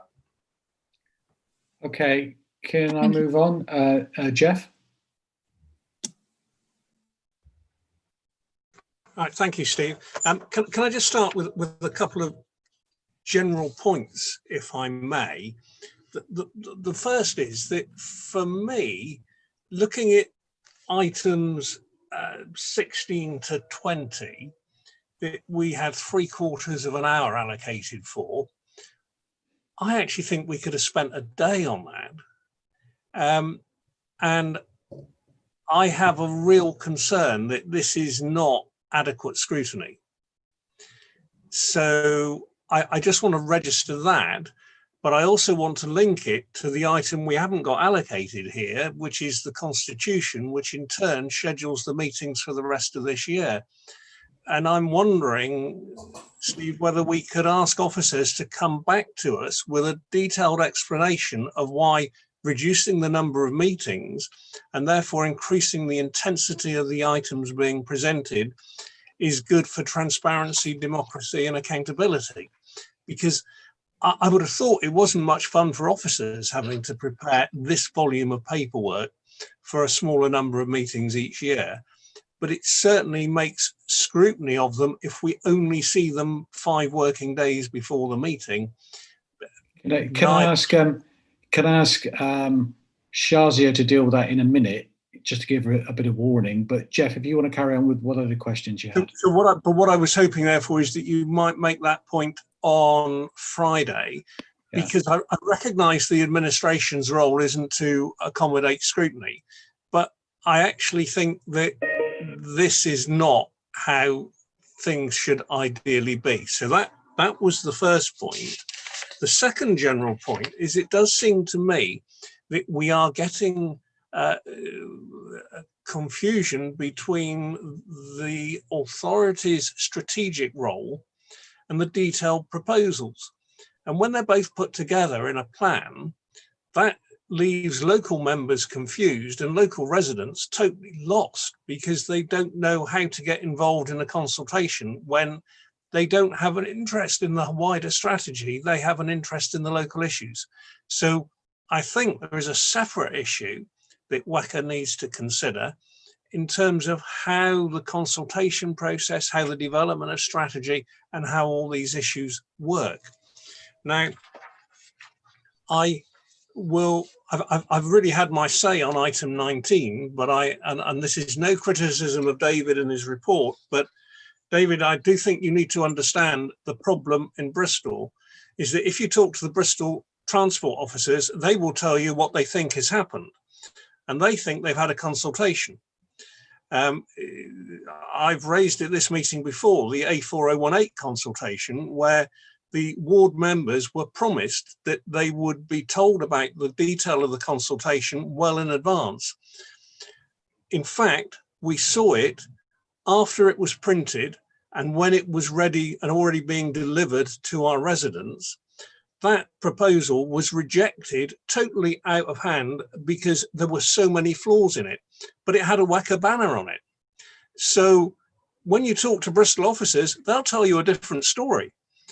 And so actually, it's what residents perceive is happening, not what officers perceive is happening. And I don't mean your team, I mean the local Bristol transport officers whose record on consultation is not possibly the best. And Brenda, if you don't mind me mentioning you, what reassures me as an opposition councillor is I find my neighbouring ward councillor, who is a Labour councillor, is also not aware of what's happening. So it's not a political issue, it's consistently failing. So I wish you luck in that discussion, but please, I would really urge you to check with others to corroborate the answers you get. I then wanted to go on to various issues from the agenda items. So the bus recovery, item 16, as far as I can tell, the WECA is not out of pocket as a result of the costs, because although it's paying out money, it would have paid out that money anyway. So it's not out of pocket as a result of that. Can you confirm, however, that we would not have been out of pocket if we'd gone down a bus franchise route? Because I just want to get my mind around that. In terms of the bus strategy, I sort of feel we need to reassess whether the strategy is still the right strategy with the very significant changes that COVID will have brought about. And I'm not even sure we're in a position to fully assess that, but I have a concern about that. I welcome any commitment to park and ride. It's outrageous that Bristol has failed to ring itself with park and rides. And so I see that as very positive. However, I would like an assurance that this isn't an attempt to rebuild a park and ride on the Blue Finger land at the M32, because that would be a matter of significant concern. On the infrastructure plan for cycling and walking, I do think we need assurance that there will be consultation in detail on these proposals. I can accept them being put forward to support funding, but I know how these things work in the past, that once they're submitted in this form, suddenly we're told, oh, well, it was agreed it's going to happen. So I really do want, Steve, that we can get assurance on Friday that that is the case. And item 20, strategic rail investment. And this is me as a non-expert transport person. Can we get away from 1A, 1B and 2? Can we actually give some geographic names so that it means something? Because I don't think this relates to local people at all. Whereas if one actually could refer to the line and the destination, then we'd know where we are. That's my very superficial coverage. You're spared the other 25 comments I would have liked to make if we had more time. Thank you, Chair. Thank you. Thank you. I think Gary has got his hand up, see? I'll try and keep it brief. Firstly, the very complicated financing is actually showing that we are moving towards a structure for bus support in one form or another. What concerned me with the report was the sort of questioning of the public with regard to public transport. Now, clearly, at the moment, they're going to say, I'm not getting back on a bus because that's, you know, a source of danger. And that's what they're being told all the time at the moment. But if we are going to solve transport problems in this region, we need obviously to get bus usage back up and beyond what it was before, as well as obviously working on getting people working from home as much as possible, more flexible timing and that sort of thing, which is going to help. And I think that we need to focus on what if on some of these things, because the public mood will change completely overnight as soon as a vaccine appears, which will probably most likely next year. It will change as soon as they've got confidence that things are properly under control. And we need to have clearly defined paths for how things actually happen. Whereas at the moment, some of this report is in sort of, well, we're in limbo, and I can understand that, but we're in limbo until particular subjects, particular things happen. We need, in my view, to have more clear ways forward when those things actually happen. And I sincerely hope that the first app is not being trialled on the Isle of Wight first before we get it. Otherwise, we can all forget it completely. Okay, thank you, Gary. Do you want me to pick up any of Yeah, that? just in the last couple of minutes there, would you like to pick up any points you'd like, David? I think clearly the Jazia for the number of meetings through the year. I think, Councillor Gollop, that when we obviously set the forward plan and agree with members way in advance. So the forward plan for June in terms of the number of papers of coming was known before the crisis, and unfortunately we've had to add 2 more papers because of the crisis to it all. So I can only apologise on behalf of the amount of things you've had to read.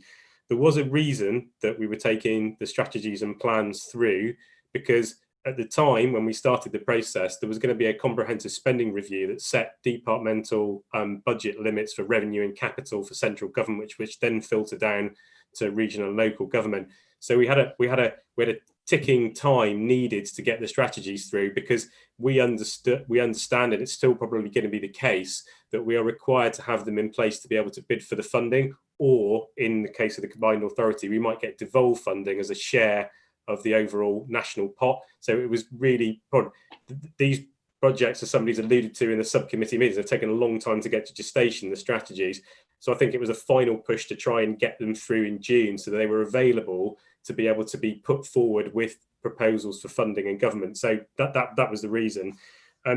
Your question on franchising, it doesn't really make any difference, if we're honest, whether it's franchised or it's a commercial service, given the drop off in patronage. The problem with franchising to an extent is always that the public sector takes all the risk for the revenue income, and the service provider just provides a service. In effect, that's where we are now. So it probably would have made no difference in the west of England whether we'd had a franchise system or whether we'd had the current commercial system, in terms of the level of public sector subsidy that was required for the level of service that we currently have. On park and ride strategy, yeah, the N32, there's work going on that's going to report in a month's time to look at both the preferred options for using the N32 to extend the existing bus lanes, but also for the location of the park and ride. That will then need to go through its own planning process and to actually deliver it on the ground. Again, we heard the notes. Your point about the strategic rail paper and the nomenclature for explaining the schemes, that's been picked up. That is been registered. That will be the last time we use 1A, 1B and 2. All new schemes are going to be called by their geographical designation of what they do and what they cover, because quite understandably, people don't understand what Metro West Phase 1A and B and 2 is. So, and again, on the bus recovery, Councillor Hopkins, yeah, completely agree with your analysis. That's where we are. We're looking at those trends. We will have to feed them into the business cases. We will need eventually a steer from government about the investment criteria they wish to see. The bar for achieving value for money for public sector investment in public transport infrastructure was already quite high, and clearly they'll need to revise the view of what is public transport for in terms of the purpose it serves. Because if levels never get back to where they were, demonstrably demonstrating value for money with a less patronage to start with is quite difficult. So we shall see what happens. You're right, the mixed messages, which were for understandable reasons, saying don't use it because of COVID-19, don't help the general drive, plus the climate change requirements to try and incentivize more people to use public transport. Again, we will see. I agree with your hypothesis of a vaccine is found tomorrow. David, sorry, I think I'm going to have to stop you there, actually. James, you've got your hand up. Is it a quick point? It's literally just being covered by David right there. So okay, that's great. Yeah, I'm sorry, David, to cut you off in your prime, but thank you very much for the presentations. Really appreciate it. Can I move on? Just cover the item, the meetings point? Oh, yes, please, Shazia, sorry. Yeah, so just to say, when the combined authority was set up, we were asked to make our administrative requirements light touch. When we first started, we had a number of meetings because we weren't clear about the type of work that we were going to have devolved, and the workload programming. So in theory, we could now just have 2 meetings a year, the budget meeting and the annual meeting. What we've done with officers is look at the work programs coming forward, and we've put those into 4 meetings across the year to try and space that out. In terms of scrutiny, what we're suggesting is you have more meetings than that, because then that will allow you to ask the officers to come and speak to you, so you can have early sight of papers. And your role is not just about commenting on papers.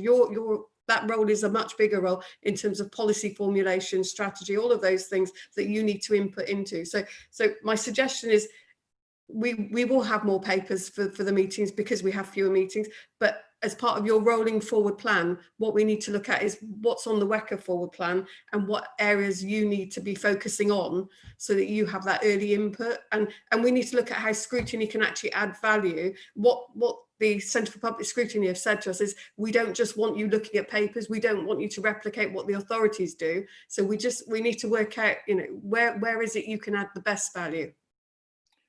Okay, thank you. Jeff, I know that's only a partial answer, but if it's okay, we'll move on. Thank you. So I think we've got Jess now talking about the climate emergency. Thank you, Chair. Yeah, so this paper is a progress report on the work to respond to the climate emergency. This work's obviously a key priority for the Combined Authority, and as I said earlier, in light of the recent events, we're working on, we're focusing on ensuring that it's embedded into our COVID recovery plan. The work that I set out earlier shows how we're addressing the impacts of the COVID pandemic, and in developing that recovery plan, we're making sure that the climate emergency is at the heart. And so bringing together the timetable for the climate emergency action plan into line with the COVID recovery plan will allow us to do that and make sure that we can better integrate the sort of low carbon solutions into our plans for economic recovery. It also, as I mentioned, allows us to reflect the changes in behaviour and the changes in economic activity that have resulted from the pandemic, and to capitalise on that opportunity that presents to accelerate our progress, and also to capitalise on the region's strength in the low carbon sector to make sure that the recovery leads to growth and jobs within low carbon renewable energy and energy efficiency. And a low carbon subgroup of the task force has been established to lead that work. In parallel to all of that, it's worth mentioning that obviously work continues across the Combined Authority to address the climate emergency through existing programmes, and a lot of what David has just set out reflects that. And there are other things in addition to in the transport space around green business grants, business support, local energy scheme, which is funding a community-led onshore wind project in Avonmouth, and some work around the careers hub, and it's set out in the report to the committee. The other thing to mention is that the committee on Friday will be asked to update the terms of reference for all the boards and committees to ensure that climate change is at the heart of the decision-making process. So in terms of the progress towards the climate emergency action plan specifically, the paper sets out the timetable towards developing that to October, particularly focusing on developing the evidence base, which is consistent across the region and identifies where WECA can add value to what's already happening at local authority level, because obviously we need to avoid duplication of effort in this space. And the action plan will set out a series of sort of high-level principles about how we work to cut emissions and adapt to the impacts of climate change, which will provide us with a basis for discussion with government on how we fund that, on regulation and on delivery. We've commissioned WSP in partnership with Regen to support the work, which brings additional capacity and expertise to help us to do that. And Regen have done the work for both Bristol City Council and South Gloss, so they're familiar with the region. In terms of the process, we worked with sustainability officers and the infrastructure officers board, and obviously chief execs from across all the authorities, and have reflected their views in the way that we've developed the work, and we'll obviously continue to do that as we work towards the sort of options for action. And mayors and leaders will be heavily involved in reviewing that evidence and agreeing the actions to make sure that it's all politically and financially and legally feasible. And this paper has been considered by all 4 political advisory boards, which obviously recognises the cross-cutting nature of the climate emergency, and those boards have been broadly supportive of the work.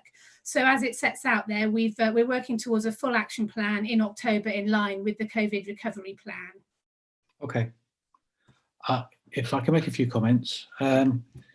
So referring back to a previous item on the agenda, actually, which we haven't really talked about, which is the update to the Constitution, the terms of reference for the Scrutiny Board are said to include, quote, provide advice and challenge on climate commitments, including monitoring delivery of climate emergency plan. My understanding was that the climate emergency plan, so the actual action plan, was due to be discussed on this Friday's meeting. You will have read probably the comments, or I hope you've read the comments that this board made after our January meeting, which was really that we didn't think this was being taken very seriously by WECA. We made a number of recommendations. For example, we talked about climate emergency board. We talked about there should be an employee or a number of employees taken on to champion the issues. We said that 250k spend was completely inadequate. And I'm sorry, but your update report just sort of kicks the can down the road as far as I can see. I don't think this is being taken seriously. The WECA declared a climate emergency, I think, in July 2019. We're now talking about things like identifying long list, having workshops, considering the long list, establishing a short list. We still haven't got an action plan, and I'm sorry, but I just don't think that's acceptable. I'm not blaming you personally. You're the person who's presenting the item. So that's my kind of rant. I don't know if others have got comments they want to make on this issue. Sorry, Gary's got his hand up, I see. Yeah, I mean, the changes following the emergency are going to be very dramatic, and it's going to be pretty bloody for a lot of people, I'm sure. I was concerned last night at the steer from Bristol officers, or we've got to make certain that we actually look after a lot of the traditional things that people have actually been doing and protect those jobs. A lot of them will not be protectable. And I'm afraid that's a fact of life. Some things will go back to more or less what they were before. A lot of things won't. And unless we've got a very clear plan in terms of recovery plan, but also climate emergency for using the skills that we've actually got within this area to move into completely new areas and new ways of doing things, we will lose a huge amount. It's a threat that we've actually got clearly at the moment, but it's also an opportunity. And I'm afraid I just don't see the radical commitment and thinking that's actually needed. Thank you, James. Jess, I'll let you respond at the end of this process, if that's okay. James? Yeah, it's fine. Thank you, Chair.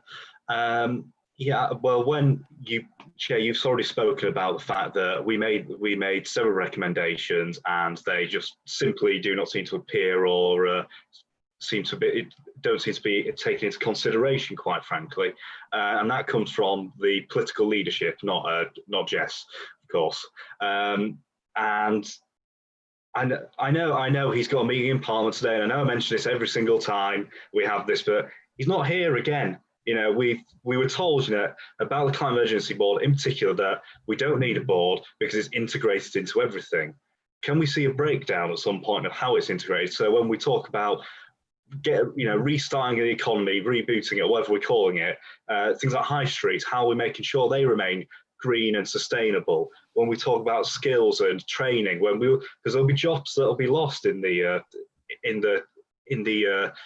economic change we'll have to go through. How will we be retraining them retraining workers to ensure that they still have opportunities and they can flourish in let's call it green revolution, whatever we're going to call it. So again, I'm just quite disappointed here.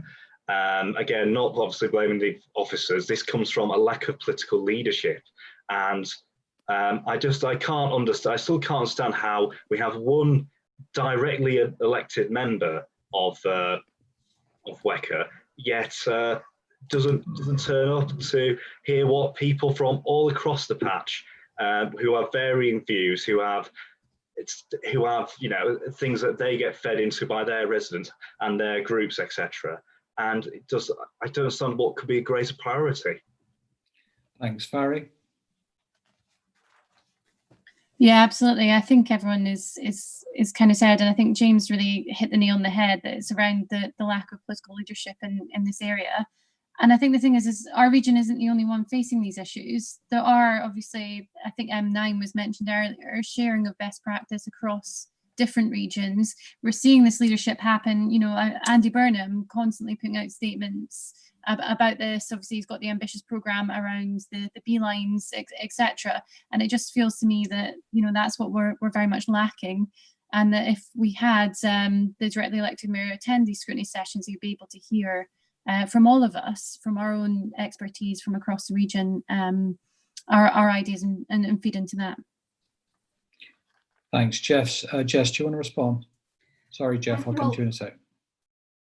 If I can respond on the sort of officer points, if you like, certainly in terms of the recommendations from the last time we talked about this, as we've mentioned, the view's been taken that rather than a sort of separate board, that the terms of reference across all of the boards of the combined authority need to be altered to reflect the climate emergency, recognising that it's a cross-cutting issue and to avoid the danger of it being looked at sort of separately and as an add-on, and that's happening on Friday. In terms of the sort of expertise within the combined authority, we have experts, if you like, within the Energy Hub working in the combined authority who are experts in this area, and we are commissioning the work from WSP and Regen, and as I outlined that you know, they have experience of this sort of work in this part of the country, so we'll be really well placed to help us as we take the work forward.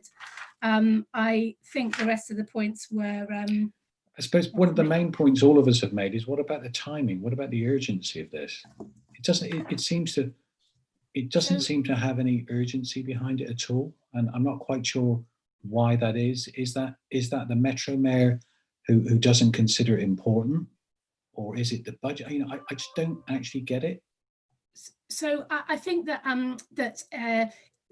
it's important to make the point that work hasn't stopped on addressing the climate emergency, or isn't slowed down by the climate emergency action plan. You know, we've outlined a whole series of ways in which we are furthering our ambitions around getting to achieving our ambition on the climate emergency across transport, and there are other examples in the papers across business support and you know, the skills provision. So we are working towards addressing the climate emergency all the time, with urgency and with pace.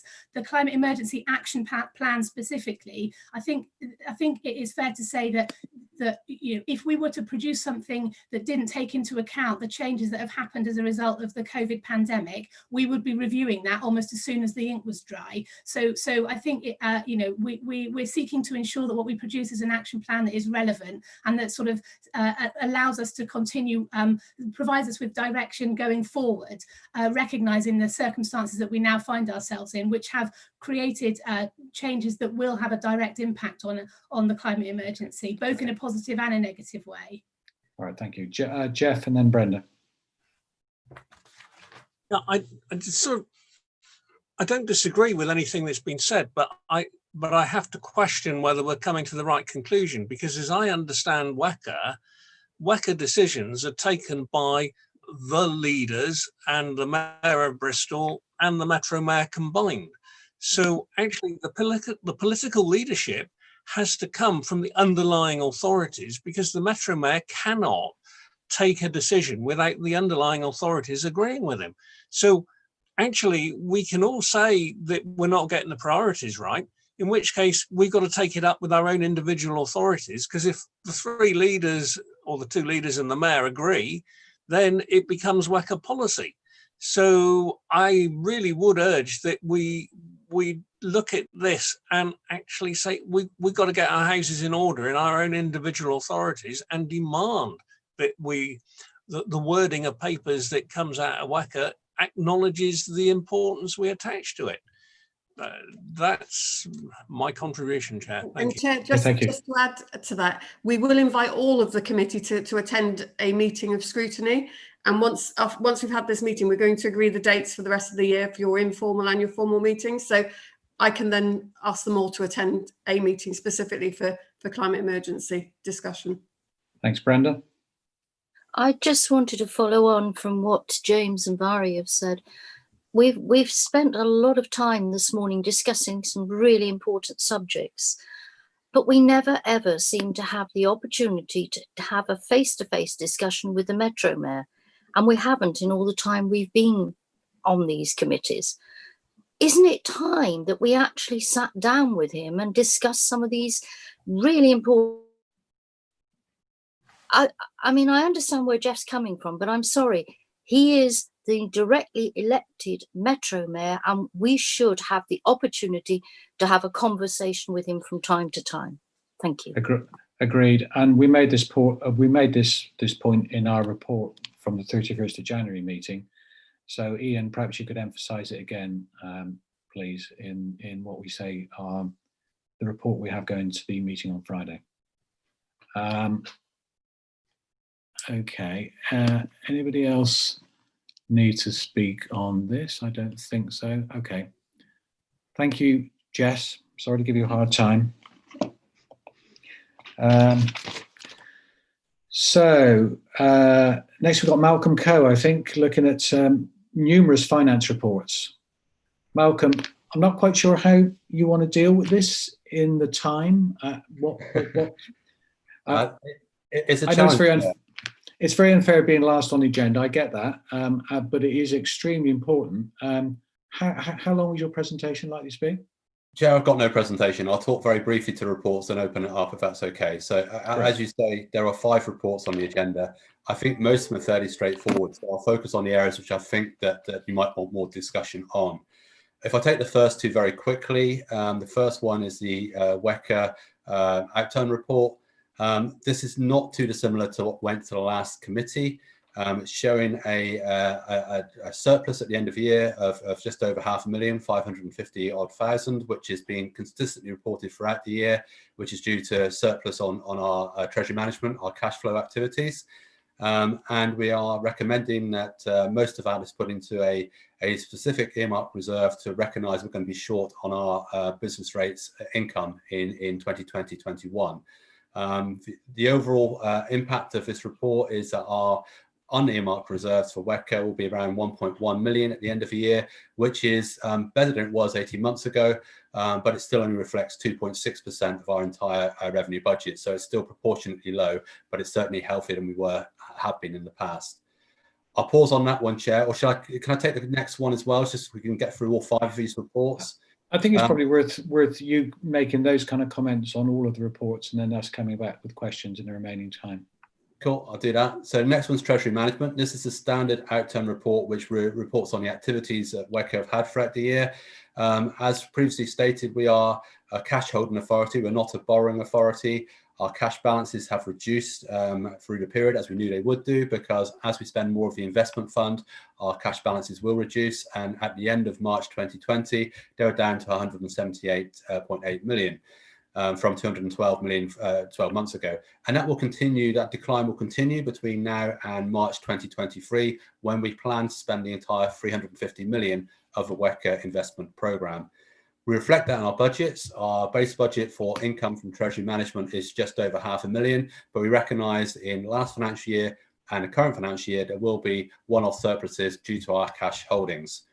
I guess the most important part of the report is very detailed. It shows members where our investments are being held. We have a clear treasury management strategy, which gives us counterparty limits as to where we can place our money.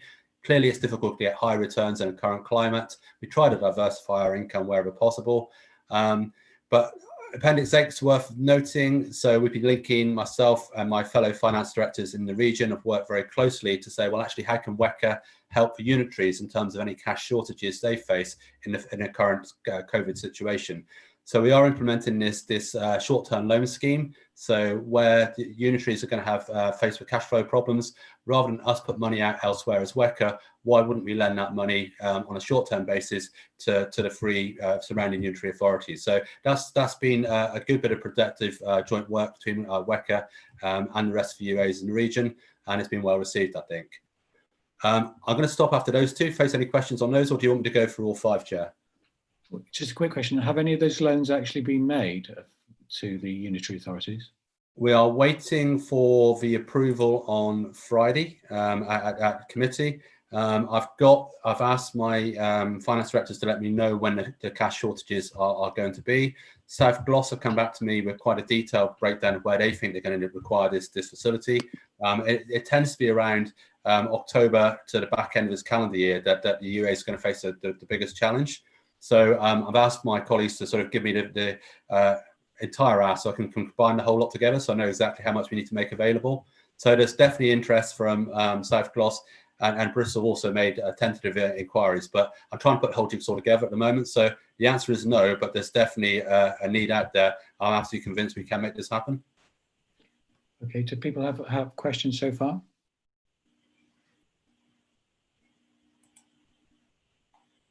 No? Okay. Should I go to the investment fund? Yes, please, okay. Malcolm. So part of this was mentioned in David Carter's presentation earlier. So there's some big recommendations in here.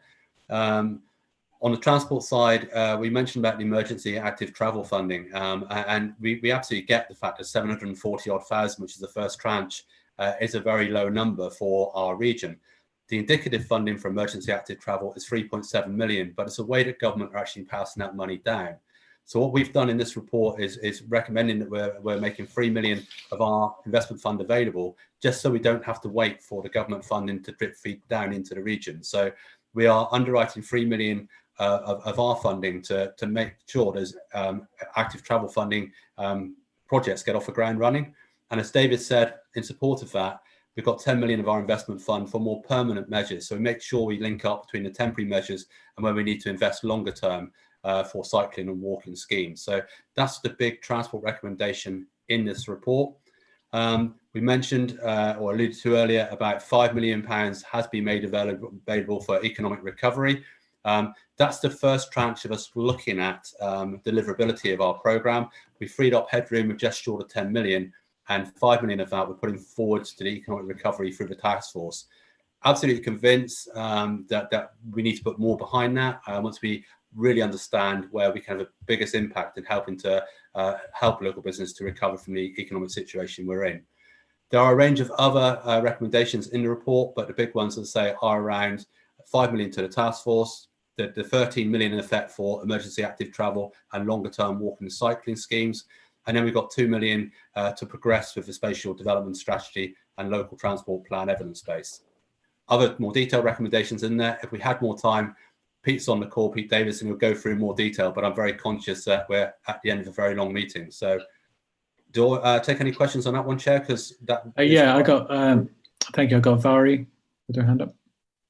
Yeah, it's really welcome to hear you say that, the 5 million isn't enough, because I think we all kind of appreciate for the region 5 million is probably not going to be enough to support recovery.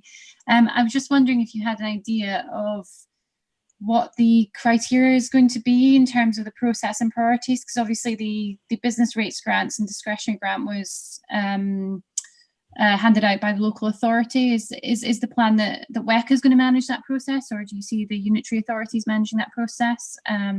I don't know if there's any sort of additional information you have on that right now. So I'll start. I'm sure Stephen Bashwood will come in after me.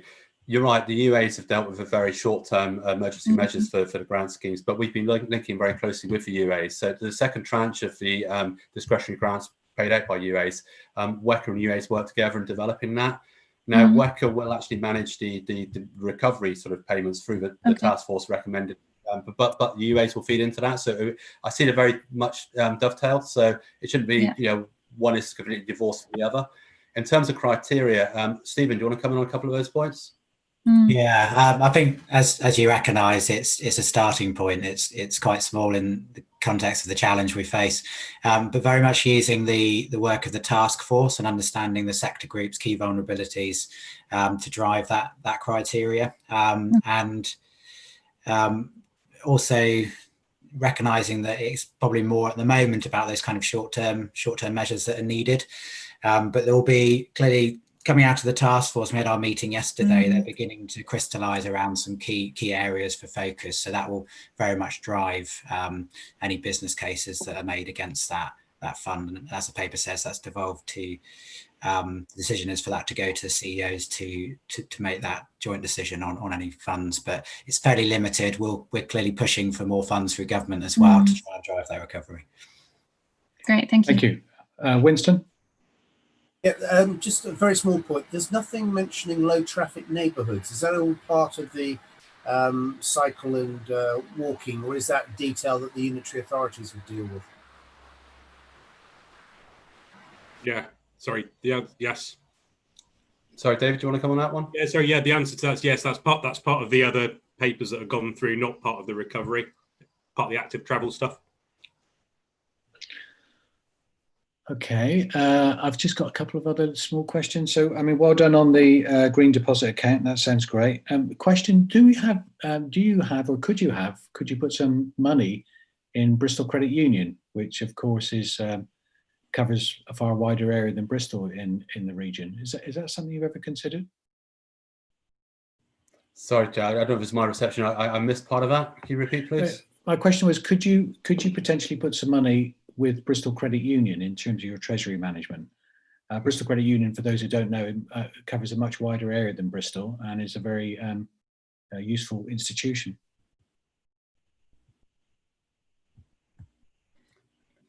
So you're missing that.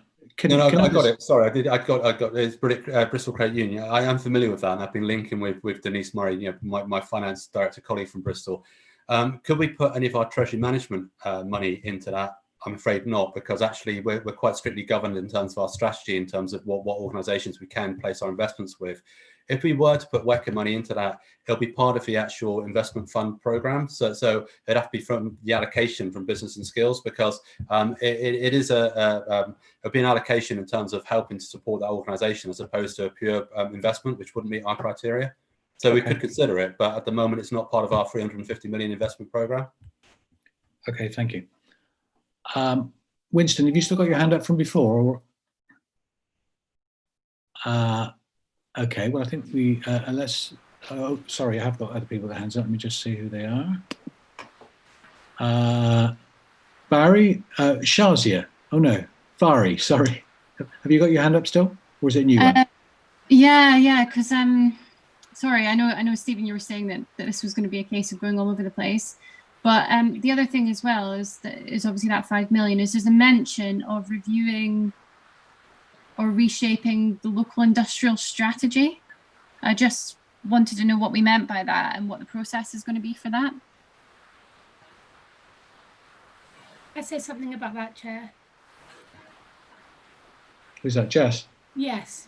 Yeah. Shall I respond Thanks, to Vari's point there? So the work. So what I think, as part of the work of the to develop a recovery plan and the work that the Economic Recovery Task Force will be doing, we need to look at the local industrial strategy to make it relevant to the world that we now find ourselves in. I think, as we've talked about in the context of the climate emergency and everything else, things have changed, and we need to ensure that we're reflecting that in our strategies, and so that's what that means. In terms of the sort of timetable for that, I think that's sort of alongside the development of our recovery plan. I almost see the recovery plan as being a sort of next stage of that local industrial strategy to reflect the circumstances. Does that answer the question, Vari?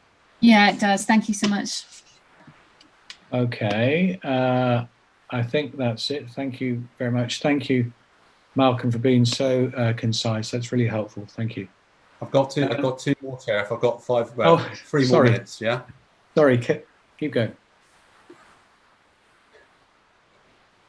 Okay, very quickly then, the last 2 reports, finance-wise. One is the LEP budget outturn report. And again, this is consistent to what we've reported in the past, so no great surprises here. The good news story is we've now attracted more than £10 million worth of grants, additional grants through the LEP source. And you'll see in the actual report, they're quite bitty, but we've been very successful in actually bidding for that money. And one of our consistent asks from government is to join up these funding pots, because it is labour intensive to have to bid for these pots of money, but we have been quite successful with that. The underspend at the end of the year, 163,000, which will go into the LEP reserve, which will boost the reserve to 660 at the end of the year. Again, that's fairly consistent to what we previously reported. And then finally, it is the One Front Door programme report. And And again, the big item here, which we reported in the past, is about the impending deadline around spend on local growth fund. We have to spend our entire 202 million of local growth fund by the end of this financial year, March 21. And although we've been very successful in making progress in this, we have swapped high-risk projects out of local growth fund into other funding streams. We have over-programmed deliberately by some £12 million to ensure we do spend the money by time. There still is a risk, particularly with COVID, that some of the projects will slip. So we do keep them under constant review. And added focus this year is that government have not given us our full annual allocation for local growth fund at the beginning of the year. They're only giving us 2/3 up front, with the final third being subject to review based on our deliverability. So we are working very closely with government. We're in a much better place than many other LEPs across the country, but it still remains a focus of ours to make sure we do utilise the full local growth fund before the end of the financial year. I guess that's all I wanted to say, Chair. Thank you. I've got a couple of points. Farry, do you have a point? No. If a third of the funding was withheld, presumably we've made contractual commitments. I mean, would we be in breach of contract? For example, I mean, that's such a large amount of money, a third of the money. How would we deal with that?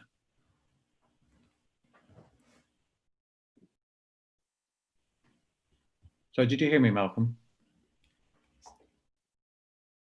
So, Chair, I've only got part of the question. I think my reception's really bad. So I'll try and answer what I thought I heard. And if I got it wrong, then people come in behind me. Okay. So contractually, we are contracted more than the 202 million that we have. That's deliberate because we've always believed there'll be a success of funding beyond the current financial year, beyond local growth fund. It was called UK Shared Prosperity Fund. So we couldn't just put up shop and not plan for spending in the next financial year.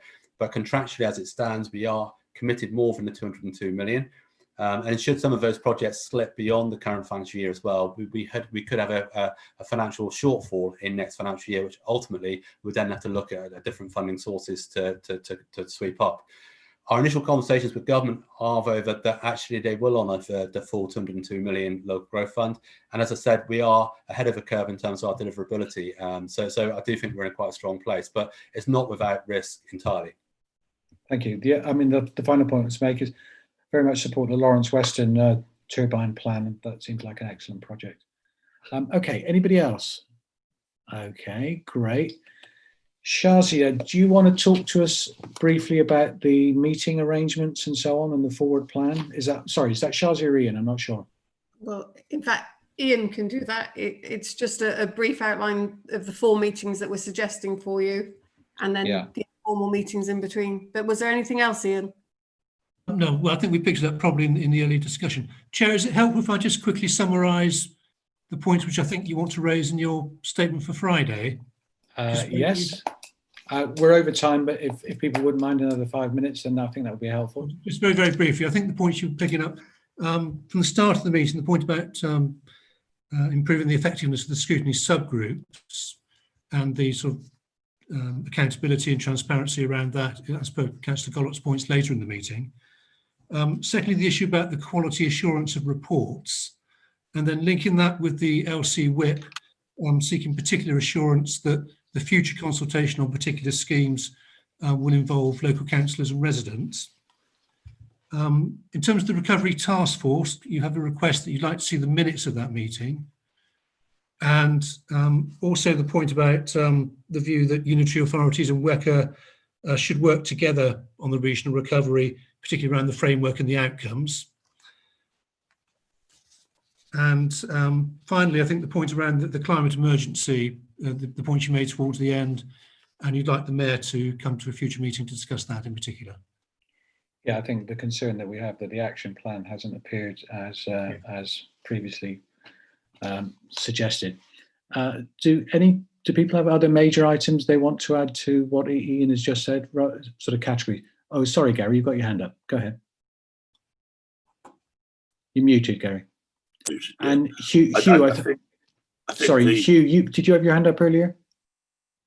Sorry. Okay. Sorry, Gary.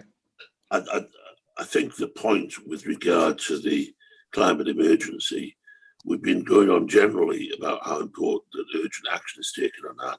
But I think there's an added reason for demanding quick movement, because there's got to be a recovery plan. Yeah. And basically, if we strongly link the two together, I think that actually helps to make the point. Okay.